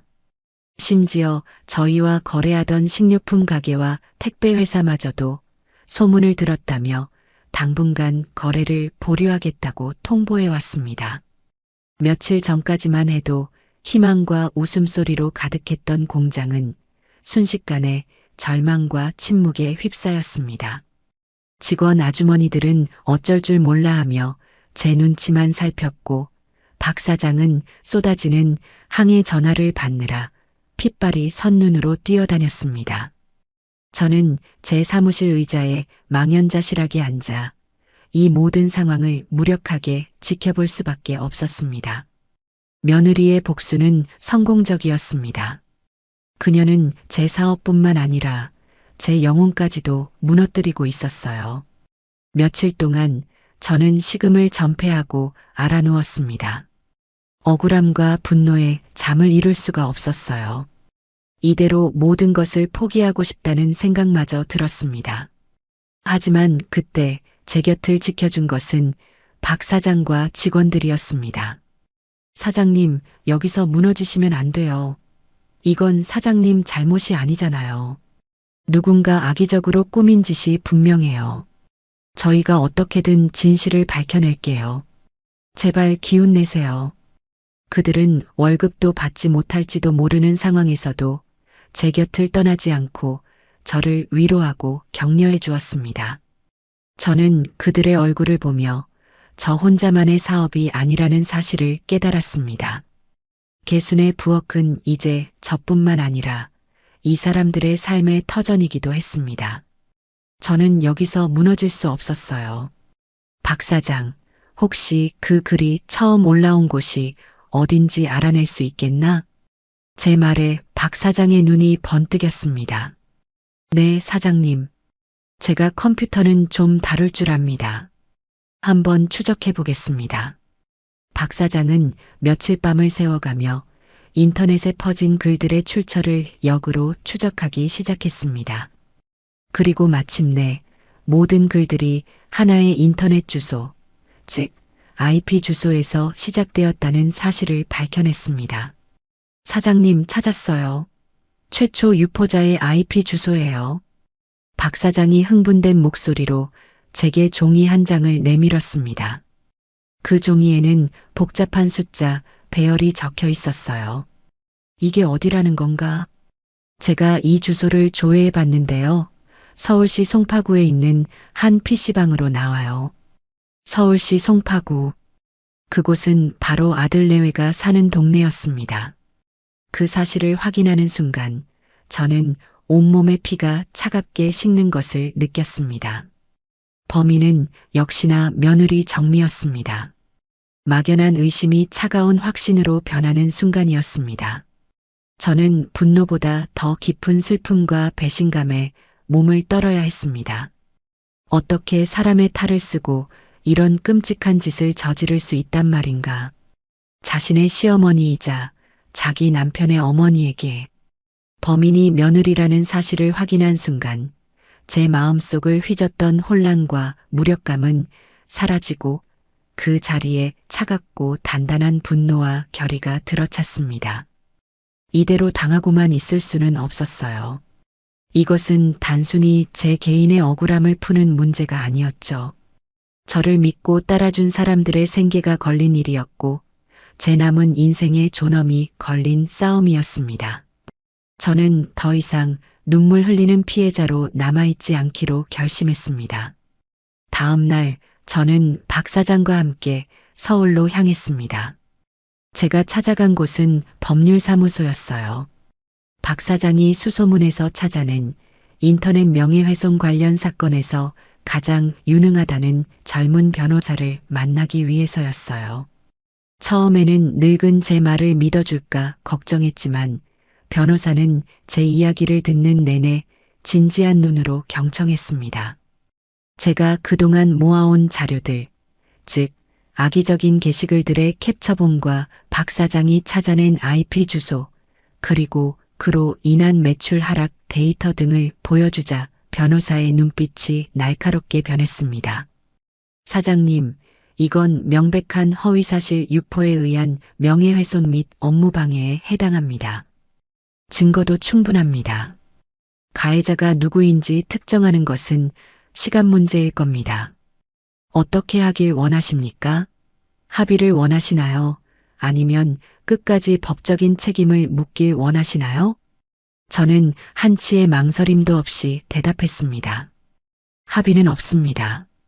제가 원하는 것은 단 하나, 그 사람이 자기 잘못에 대해 법의 심판을 받고 정당한 대가를 치르게 하는 것입니다. 제 단호한 의지를 확인한 변호사는 고개를 끄덕였습니다. 그날 저는 변호사를 정식으로 선임하고 며느리 정미를 고소하기 위한 모든 절차를 위임했습니다. 서울에서 돌아온 저는 수세에서 벗어나 정면 돌파를 선택했습니다. 저희는 공장의 모든 작업 과정을 영상으로 촬영하기 시작했습니다. 신선한 재료를 꼼꼼하게 검수하는 과정, 청결한 환경에서 음식을 만드는 과정, 위생적으로 포장하는 과정까지 모든 것을 투명하게 기록했어요. 그리고 작업장 곳곳에 CCTV 영상을 편집하여 저희의 결백을 증명할 자료들을 차곡차곡 모았습니다. 식약처에서 받은 위생증명서와 모든 재료의 원산지 증명서도 준비했습니다. 모든 준비를 마친 뒤 저희는 개순의 부엌 인터넷 쇼핑몰과 SNS 계정에 장문의 공식 입장문을 올렸습니다. 개순의 부엌을 아껴주시는 고객 여러분께. 그렇게 시작하는 글에는 최근 불거진 악성 루머에 대한 저희의 입장이 담겨 있었습니다. 저희는 감정적인 호소 대신 객관적인 증거들을 제시했습니다. 저희의 청결한 작업 환경을 담은 영상과 모든 증빙 서류들을 함께 첨부했어요. 그리고 글의 마지막에 이렇게 썼습니다. 저희는 이번 악성 루머의 최초 유포자를 허위사실 유포 및 업무방해 혐의로 사법기관에 정식으로 고소하였음을 알려드립니다. 수사 결과가 나오는 대로 모든 사실을 투명하게 공개할 것을 약속드립니다. 진실은 반드시 밝혀질 것이라 믿습니다. 부디 저희를 믿고 기다려 주시길 간곡히 부탁드립니다. 저희의 입장문은 순식간에 인터넷으로 퍼져나갔습니다. 처음에는 반신반의하던 여론이 저희가 제시한 명백한 증거들 앞에서 조금씩 바뀌기 시작했어요. 저희의 진심을 알아봐주는 응원의 댓글들이 하나둘씩 달리기 시작했습니다. 이렇게까지 투명하게 공개하는 걸 보니 믿음이 가네요. 힘내세요. 진실을 밝혀질 겁니다. 물론 여전히 저희를 비난하는 사람들도 있었지만 저는 더 이상 흔들리지 않았습니다. 이제 주사위는 던져졌고 저는 법의 심판을 기다리면 되는 것이었습니다. 경찰의 수사는 신속하게 진행되었습니다. 변호사가 제출한 자료를 바탕으로 경찰은 문제의 PC방을 압수수색하여 그 시간대에 해당 IP를 사용한 사람이 며느리 정미라는 사실을 어렵지 않게 특정해냈습니다. PC방에 설치된 CCTV 영상에는 모자와 마스크로 얼굴을 가린 정미가 초조한 얼굴로 컴퓨터 자판을 두드리는 모습이 고스란히 찍혀 있었어요. 며칠 후 정미는 경찰로부터 조사를 받으러 오라는 출석 요구서를 받게 되었습니다. 그날 저녁 제 아들 남수에게서 전화가 걸려왔습니다. 아들의 목소리는 절망과 충격으로 완전히 무너져 내린 상태였어요. 엄마, 이게 다 사실이야? 정말 정미가 그런 짓을 한 거야? 그래, 사실이다. 엄마, 제발 고소 좀 취하해줘. 정미가 지금 자기 방에서 나오지도 않고 울고만 있어. 잘못했다고, 한 번만 용서해달라고 싹싹 빌고 있어. 엄마, 우리 강아지는 어떡해? 애 엄마를 전과자로 만들 셈이야? 제발 내가 무릎이라도 꿇을게. 한 번만 봐줘, 엄마. 아들은 거의 실성을 한 사람처럼 울부짖으며 제게 매달렸습니다. 아들의 절규를 듣는 제 마음도 갈기갈기 찢겨나갔습니다. 하지만 저는 마음을 더욱 굳게 먹었습니다. 지금 제가 용서를 하는 것은 진정한 자비가 아니라 더 큰 불행을 불러오는 독이라는 것을 알았기 때문이에요. 남수야, 잘 들어라. 사람은 누구나 실수를 할 수 있다. 하지만 자기 잘못에 대해 책임을 지지 않으려고 하는 것은 더 큰 죄악이다. 네 아내는 지금 자신의 잘못을 뉘우치는 게 아니야. 단지 벌을 받는 것이 두려울 뿐이지.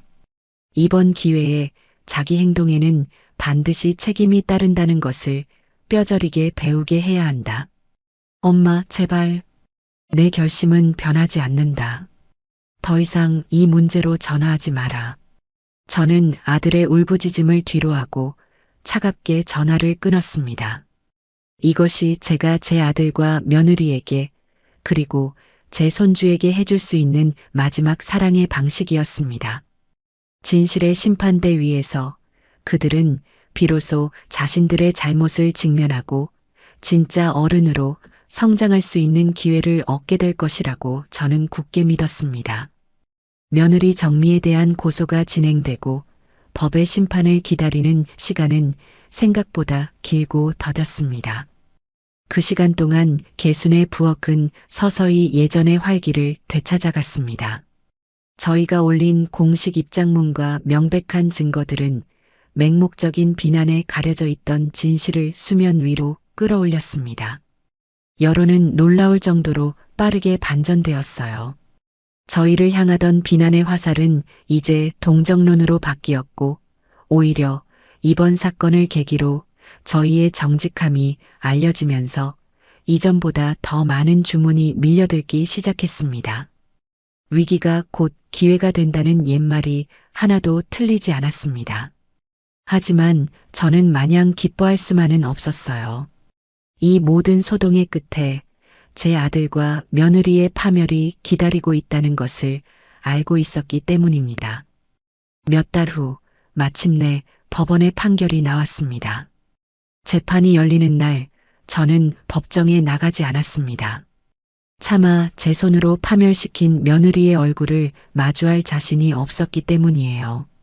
변호사를 통해 전해 들은 결과는 제 예상과 크게 다르지 않았습니다. 증거가 너무나 명백했기에 정미는 자신의 혐의를 부인할 수 없었습니다.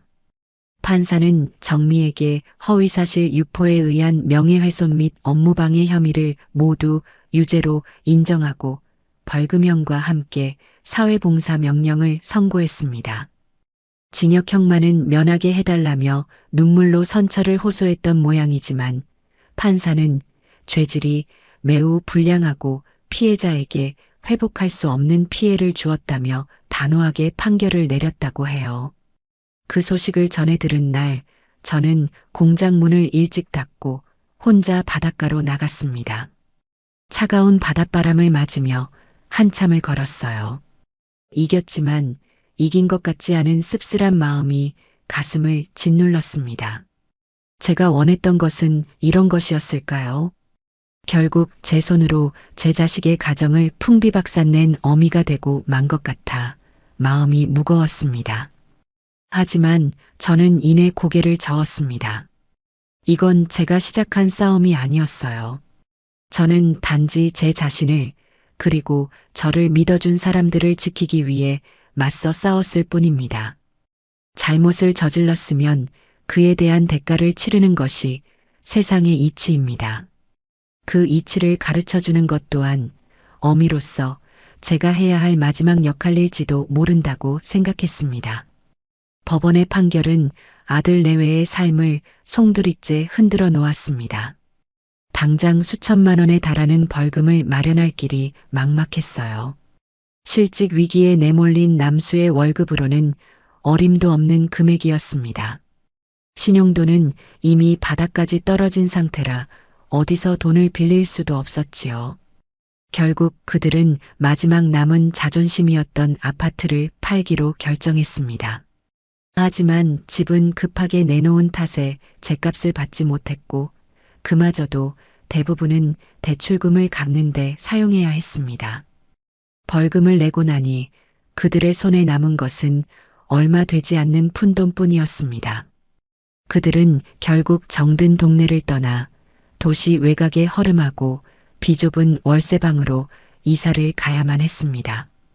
방 2개짜리 낡은 빌라. 햇볕도 잘 들지 않고 곰팡내 나는 그곳은 그들이 그토록 경멸했던 가난의 풍경 그 자체였습니다. 남수는 가족의 생계를 책임지기 위해 건설 현장을 전전하며 막노동을 시작했습니다. 새벽같이 일어나 먼지가 풀풀 날리는 현장에서 하루 종일 땀을 흘리고 녹초가 된 몸으로 밤늦게 귀가하는 것이 그의 일상이 되었어요. 한때는 번듯한 회사원이었던 아들이 이제는 거친 노동으로 하루하루를 버텨내야 하는 신세가 된 것입니다. 며느리 정미의 삶도 나락으로 떨어졌습니다. 그녀는 매일 정해진 시간에 구청으로 출근해 사회봉사를 해야만 했어요. 그녀에게 주어진 일은 공공 화장실을 청소하거나 공원에 쓰레기를 줍는 일이었습니다. 늘 남들 위에 서서 대접받는 것에 익숙했던 그녀에게 다른 사람들이 버린 오물을 치우는 일은 죽기보다 더한 굴욕이었을 겁니다. 처음 며칠 동안은 구역질을 해가며 눈물만 흘렸다고 해요. 하지만 감독관의 호통과 주변 사람들의 경멸 어린 시선 속에서 그녀는 자신이 처한 현실을 받아들일 수밖에 없었습니다. 화려했던 옷과 가방은 모두 팔아 생활비에 보탰고 그녀의 손에는 명품백 대신 고무장갑과 쓰레기 봉투가 들려 있었습니다. 그녀는 그곳에서 처음으로 돈의 가치와 땀의 의미를 몸으로 배우기 시작했습니다. 반면 개순의 부엌은 하루가 다르게 번창해 갔습니다. 법적 분쟁에서 승리하고 모든 누명을 벗은 저희는 오히려 이전보다 더 큰 신뢰를 얻게 되었어요. 정직함으로 위기를 극복한 착한 기업이라는 이미지가 생기면서 대형 백화점과 온라인 쇼핑몰에서도 입점 제한이 들어왔습니다. 저희는 더 이상 작은 동네 가게가 아니었어요. 전국을 무대로 하는 어엿한 식품 회사로 성장하고 있었습니다. 저는 늘어난 일감을 감당하기 위해 공장을 증축하고 더 많은 직원을 고용했습니다. 동네 아주머니들에게 안정적인 일자리를 제공하고 지역사회에 기여할 수 있다는 사실이 저를 더욱 행복하게 만들었어요. 제 개인의 성공이 아니라 모두의 성공이 되어가고 있었으니까요. 저는 제 삶이 이렇게까지 빛날 수 있으리라고는 상상도 해본 적이 없었습니다. 그리고 그 빛이 아들 내외가 처한 어둠과 너무나도 선명한 대조를 이루고 있다는 사실이 저를 때때로 서글프게 만들었습니다. 그렇게 몇 달의 시간이 흘렀습니다. 계절이 두어 번 바뀌는 동안 저는 아들 내외와 아무런 연락도 하지 않고 지냈습니다. 아니, 의식적으로 그들을 제 삶에서 밀어냈다는 표현이 더 맞을 거예요. 그들의 소식을 궁금해하지 않으려 애썼고 그들을 떠올리지 않으려 일에만 몰두했습니다. 그들 역시 제게 먼저 연락을 해오지 않았습니다. 어쩌면 제 아들은 제게 연락할 면목이 없었을지도 모릅니다. 저희 사이에는 건널 수 없을 만큼 깊고 차가운 강이 흐르고 있었습니다. 저는 그렇게 그들을 잊고 제 새로운 삶에 완벽하게 적응해가고 있다고 믿었습니다. 하지만 밤에 홀로 잠자리에 누우면 가슴 한구석이 시큰거리는 것은 어쩔 수가 없었어요. 피는 물보다 진하다는 옛말처럼 자식이라는 인연의 끈은 그렇게 쉽게 끊어낼 수 있는 것이 아니었습니다. 그러던 어느 가을날 오후였습니다. 공장 일을 마치고 막 집으로 돌아와 저녁 준비를 하려던 참이었어요. 초인종 소리가 들려 현관문을 열어보니 문 앞에는 믿을 수 없는 사람이 서 있었습니다. 제 아들 남수였어요. 몇 달 만에 마주한 아들의 모습은 제가 기억하던 모습과는 너무나도 달랐습니다. 말끔했던 얼굴은 햇볕에 검게 그을리고 주름이 깊게 패어 있었고 부드러웠던 손은 시멘트 독이 올랐는지 거북이 등껍질처럼 딱딱하고 갈라져 있었습니다. 한때는 듬직했던 어깨는 무거운 삶의 무게에 짓눌린 듯 축 처져 있었고 눈은 깊이 퀭하게 들어가 있었습니다. 제 아들이 순식간에 10년은 더 늙어버린 것 같았어요. 저는 아무 말도 하지 못하고 그저 낯선 사람을 보듯 아들을 쳐다보기만 했습니다. 남수 역시 아무 말 없이 죄인처럼 고개를 푹 숙인 채 제 얼굴을 제대로 쳐다보지도 못했어요. 어색하고 무거운 침묵이 한참 동안이나 저희 사이에 흘렀습니다. 제가 먼저 침묵을 깬 것은 아들의 작업복 소매 끝에 묻은 시멘트 가루가 눈에 들어왔기 때문입니다. 일하다 오는 길이냐? 제 물음에 아들은 그제야 고개를 들었습니다. 그리고 저와 눈이 마주치는 순간 아들의 눈에서 굵은 눈물방울이 뚝뚝 떨어지기 시작했습니다.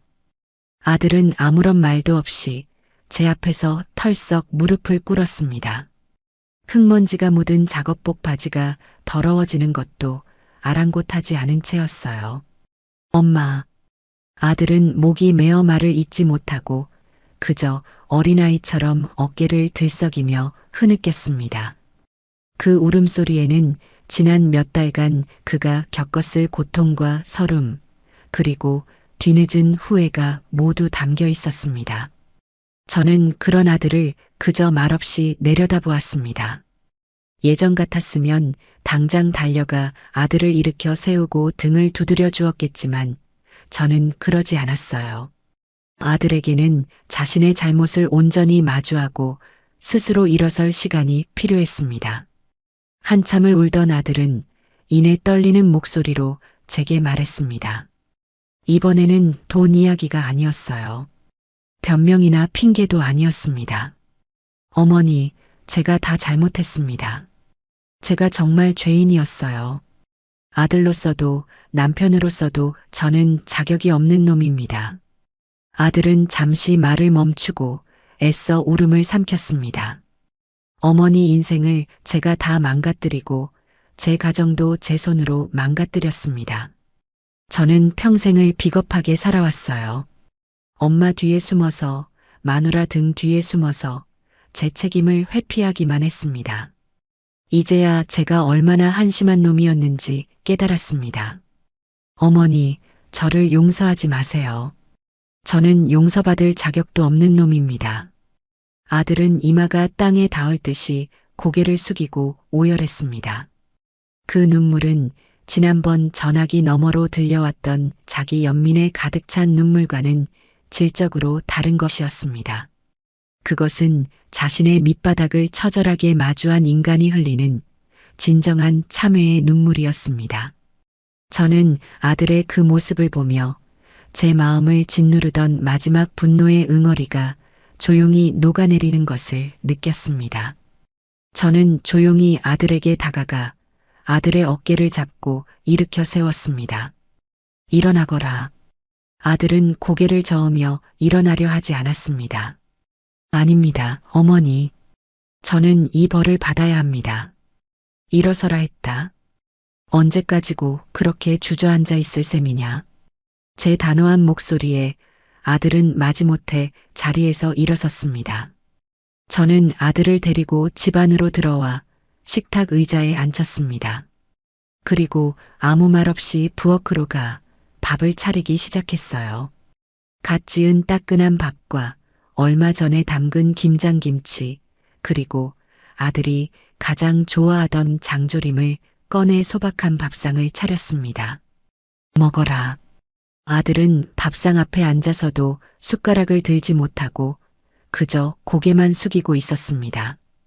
배고플 텐데 어서 먹어. 제 재촉에 아들은 떨리는 손으로 겨우 숟가락을 들었습니다. 그리고 밥 한 술을 입에 넣는 순간 참고 있던 울음을 다시 터뜨리고 말았습니다. 뜨거운 밥알과 함께 그동안의 서름이 한꺼번에 목구멍으로 넘어오는 모양이었습니다. 아들은 소리도 내지 못하고 눈물 콧물을 쏟으며 꾸역꾸역 밥을 삼켰습니다. 저는 그런 아들의 모습을 그저 묵묵히 지켜봐 주었습니다. 밥을 다 먹고 난 뒤 아들은 제 앞에 다시 한번 고개를 숙였습니다. 어머니, 감사합니다. 정말 감사합니다. 됐다. 이제 그만 가봐라. 날도 추운데 어서. 저는 아들을 현관까지 배웅했습니다. 문을 열고 나서려던 아들은 마지막으로 저를 돌아보며 말했습니다. 어머니, 저 이제 정말 달라지겠습니다. 도망치지 않고 제 힘으로 제 가정을 다시 일으켜 세우겠습니다. 언제가 될지는 모르지만 언젠가 정말 떳떳한 아들이 되어서 다시 찾아뵙겠습니다. 저는 아무 말 없이 그저 아들의 어깨를 한번 툭 쳐주었습니다. 멀어져가는 아들의 지친 뒷모습을 보며 저는 문을 닫았습니다. 문에 기댄 채 저는 저도 모르게 참고 있던 눈물을 흘리고 말았습니다. 그것은 슬픔의 눈물이 아니었어요. 제 아들이 마침내 진짜 어른이 되어가는 모습을 확인한 안도의 눈물이었습니다. 아들이 다녀간 후 저는 며칠 동안 깊은 생각에 잠겼습니다. 아들은 분명 변하고 있었어요. 하지만 그렇다고 해서 지난날의 상처가 모두 사라지고 예전처럼 아무렇지 않게 가족으로 돌아갈 수는 없는 노릇이었습니다. 저희에게는 시간이 필요했어요. 서로의 상처를 치유하고 새로운 관계를 정립하기 위한 시간이 말입니다. 특히 제게는 아직 며느리 정미를 용서할 마음의 준비가 되어 있지 않았습니다. 하지만 죄 없는 손주까지 외면하고 싶지는 않았어요. 아이는 아무런 잘못이 없으니까요. 고민 끝에 저는 아들 남수에게 전화를 걸었습니다. 나다. 네, 어머니. 무슨 일 있으세요? 아들의 목소리는 한결 차분해져 있었습니다. 저는 제안을 하나 했습니다. 손주는 죄가 없으니 한 달에 2번만 내가 볼 수 있게 해다오. 네. 주말마다 네가 아이를 강릉 버스터미널에 데려다 주면 내가 데리러 가마. 그리고 일요일 저녁에 다시 데려다 주마. 저는 단호하게 조건을 덧붙였습니다.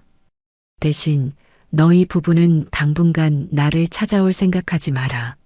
알겠느냐? 수화기 너머로 아들의 침묵이 흘렀습니다. 잠시 후 아들은 떨리는 목소리로 대답했어요. 네, 어머니. 그렇게 하겠습니다. 정말 감사합니다. 그렇게 저와 손주의 주말 만남이 시작되었습니다. 첫 만남 날 저는 약속 시간보다 조금 일찍 버스터미널에 나가 아이를 기다렸습니다. 얼마 지나지 않아 아들의 손을 잡고 버스에서 내리는 손주 녀석의 모습이 보였어요. 몇 달 만에 본 아이는 조금 더 자라 있었지만 얼굴에는 그늘이 드리워져 있었습니다. 아마도 그동안 집안의 힘든 상황을 어렴풋이 느끼고 있었겠지요. 아이는 저를 보고도 예전처럼 달려와 안기지 않고 아빠의 등 뒤에 숨어 어색하게 저를 쳐다보기만 했습니다. 강아지, 할미한테 오너라. 제가 팔을 벌리자 아이는 잠시 망설이다가 종종 걸음으로 제게 다가왔습니다. 저는 아이를 품에 꼭 안아주었어요. 작고 여윈 아이의 몸이 안쓰러웠습니다. 아들은 멀찍이 서서 그 모습을 지켜보다가 제게 깊이 고개를 숙여 인사하고는 서울로 돌아가는 버스에 올랐습니다. 처음 몇 번의 만남 동안 손주는 말이 없고 낯을 가렸습니다. 저는 아이를 다그치지 않고 그저 묵묵히 아이의 곁을 지켜주었어요. 함께 바닷가를 산책하고 시장에 가서 맛있는 군것질거리를 사주고 제 공장에 데려가 제가 일하는 모습을 보여주었습니다. 아이는 처음에는 모든 것을 신기하고 어색하게 쳐다보기만 했지만 시간이 지나면서 조금씩 마음의 문을 열기 시작했어요. 특히 아이는 제가 일하는 모습을 가장 흥미롭게 지켜보았습니다. 수십 명의 직원들 앞에서 카리스마 있게 일을 지시하고 손님들에게 환하게 웃으며 자신의 음식을 설명하는 제 모습이 아이에게는 무척이나 새롭고 멋있게 보였던 모양입니다. 할머니, 진짜 멋있어요. 사장님 같아요. 어느 날 아이가 제게 그런 말을 했습니다. 저는 웃으며 대답했어요. 사장님 맞는데? 이 공장은 다 할머니 거야. 우와, 그럼 할머니 부자예요? 부자는 아니지만 우리 강아지 맛있는 거 사줄 돈은 있지. 저는 아이와 함께 웃었습니다. 아이는 더 이상 저를 그저 밥해주고 용돈 주던 할머니로만 보지 않았습니다. 자신의 일을 사랑하고 다른 사람들에게 존경받는 한 사람의 멋진 여성으로 보기 시작했어요. 저희 사이에는 예전과는 다른 존중과 이해를 바탕으로 한 새로운 관계가 형성되고 있었습니다. 저희는 함께 텃밭을 가꾸고 함께 장을 담그고 함께 웃고 떠들며 소중한 추억들을 쌓아갔습니다. 아이의 얼굴에서는 점점 그늘이 걷히고 예전의 밝고 씩씩한 모습을 되찾아갔습니다. 이러한 소식은 아들을 통해 며느리 정미의 귀에도 들어갔을 겁니다. 그녀는 무슨 생각을 했을까요? 사회봉사를 마치고 작은 식당 주방에서 하루 종일 설거지를 하며 고된 노동으로 하루하루를 보내고 있는 그녀에게 아들의 행복한 모습은 어떤 의미였을까요? 아마 처음에는 질투와 시기심을 느꼈을지도 모릅니다. 하지만 시간이 지나면서 그녀 역시 조금씩 변해가고 있었습니다. 고된 노동은 그녀의 몸을 힘들게 했지만 동시에 그녀의 마음속에 가득 차 있던 오만과 이기심을 씻어내는 정화수 역할을 했습니다. 그녀는 식당에서 묵묵히 자기 일을 하는 사람들을 보며 세상에는 자신보다 더 힘들게 하지만 더 정직하게 살아가는 사람들이 많다는 것을 깨달았습니다. 그리고 그런 깨달음은 그녀가 그토록 경멸했던 저를 다시 한번 돌아보게 만드는 계기가 되었을 겁니다. 그녀는 이제 제가 가진 부와 명성이 아니라 그 모든 것을 스스로의 힘으로 일궈낸 저의 삶 자체를 어렴풋이나마 인정하기 시작했을지도 모릅니다. 그녀는 더 이상 저희의 만남에 대해 아무런 이의도 제기하지 않았습니다. 그것은 자신이 저지른 죗값에 대한 당연한 결과라고 묵묵히 받아들이고 있었습니다. 시간은 쏜살같이 흘러 제가 강릉에 정착한 지 어느덧 1년이라는 세월이 지났습니다. 그동안 개순의 부엌은 강릉을 대표하는 향토 기업으로 단단히 자리 잡았고 저는 지역사회에서 꽤나 이름난 인사가 되어 있었습니다. 공장 운영은 이제 박 사장과 믿음직한 직원들에게 대부분 맡기고 저는 신제품 개발과 품질 관리에만 집중하며 한결 여유로운 생활을 누리고 있었지요. 제 삶은 그야말로 상전벽해라는 말이 딱 어울릴 정도로 변해 있었습니다. 그러던 어느 날 제게 아주 특별한 제안이 하나 들어왔습니다. 서울의 한 대형 출판사에서 제 인생 이야기를 책으로 펴내고 싶다는 연락을 해온 것입니다. 처음에는 손사래를 쳤습니다. 저같이 평범한 늙은이의 인생 이야기가 누가에게 감동이나 교훈을 줄 수 있겠느냐고 생각했어요. 하지만 출판사 편집장은 끈질기게 저를 설득했습니다. 제 이야기가 힘든 시기를 겪고 있는 많은 여성들에게 큰 용기와 희망을 줄 수 있을 것이라고요. 며칠을 고민한 끝에 저는 그 제안을 받아들이기로 결심했습니다. 제 지난 삶을 한번 정리하고 온전한 김계순으로 다시 태어나는 계기가 될 수도 있겠다는 생각이 들었기 때문입니다. 그때부터 몇 달 동안 작가와 함께 제 인생을 되짚어보는 시간을 가졌습니다. 잊고 싶었던 아픈 기억들을 다시 꺼내놓는 것은 쉽지 않은 과정이었지만 오히려 그 과정을 통해 저는 제 상처를 정면으로 마주하고 치유할 수 있었습니다. 제 삶을 객관적으로 돌아보니 그 모든 시련과 고통이 결국 지금의 저를 만들기 위한 밑거름이 되었다는 것을 깨달을 수 있었어요. 몇 달 후 마침내 제 이름 석자가 박힌 책이 세상에 나왔습니다. 제목은 나의 이름은 김계순입니다였어요. 책은 놀라울 정도로 큰 반향을 일으켰습니다. 제 이야기에 공감하고 위로받았다는 독자들의 편지가 매일같이 공장으로 쏟아져 들어왔습니다. 저는 제 인생이 누군가에게 작은 힘이 될 수 있다는 사실에 가슴 벅찬 감동을 느꼈습니다. 책이 나오고 얼마 지나지 않아 저는 큰 결심을 하나 했습니다. 이제는 그들을 만날 때가 되었다고 생각했어요. 저는 아들 남수에게 전화를 걸어 며느리와 손주를 데리고 강릉으로 오라고 말했습니다. 제 집이 아닌 바다가 보이는 근사한 횟집에 예약을 해두었다고요. 약속한 날 식당에 먼저 도착해 그들을 기다리는 제 마음은 이상하게도 차분했습니다. 잠시 후 식당 문을 열고 들어서는 세 사람의 모습이 보였습니다.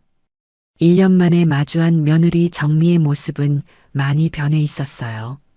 화려했던 옷차림 대신 수수하지만 단정한 옷을 입고 있었고 짙었던 화장기 없는 얼굴에는 지난 세월의 고단함이 그대로 묻어 있었습니다. 하지만 그 눈빛은 예전처럼 날카롭고 오만하지 않았어요. 오히려 모든 것을 체념한 듯 깊고 차분하게 가라앉아 있었습니다.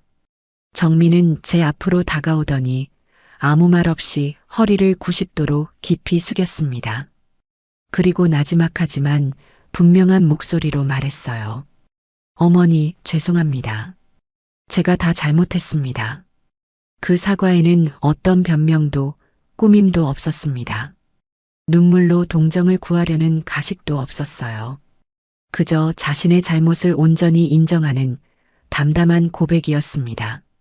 저는 그런 며느리를 잠시 바라보다가 조용히 고개를 끄덕였습니다. 그래, 이제 그만 고개 들 거라. 그리고 여기 앉아라. 저희 네 사람은 어색한 침묵 속에서 식사를 시작했습니다. 하지만 그 침묵은 예전처럼 불편하고 가시 돋친 것이 아니었어요.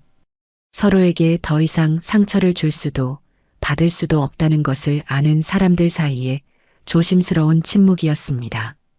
식사가 끝날 무렵 제가 먼저 입을 열었습니다. 이제 각자 자리에서 각자 인생 열심히 살면 된다. 지난 일은 다 잊고 앞으로 잘 살 생각만 하거라.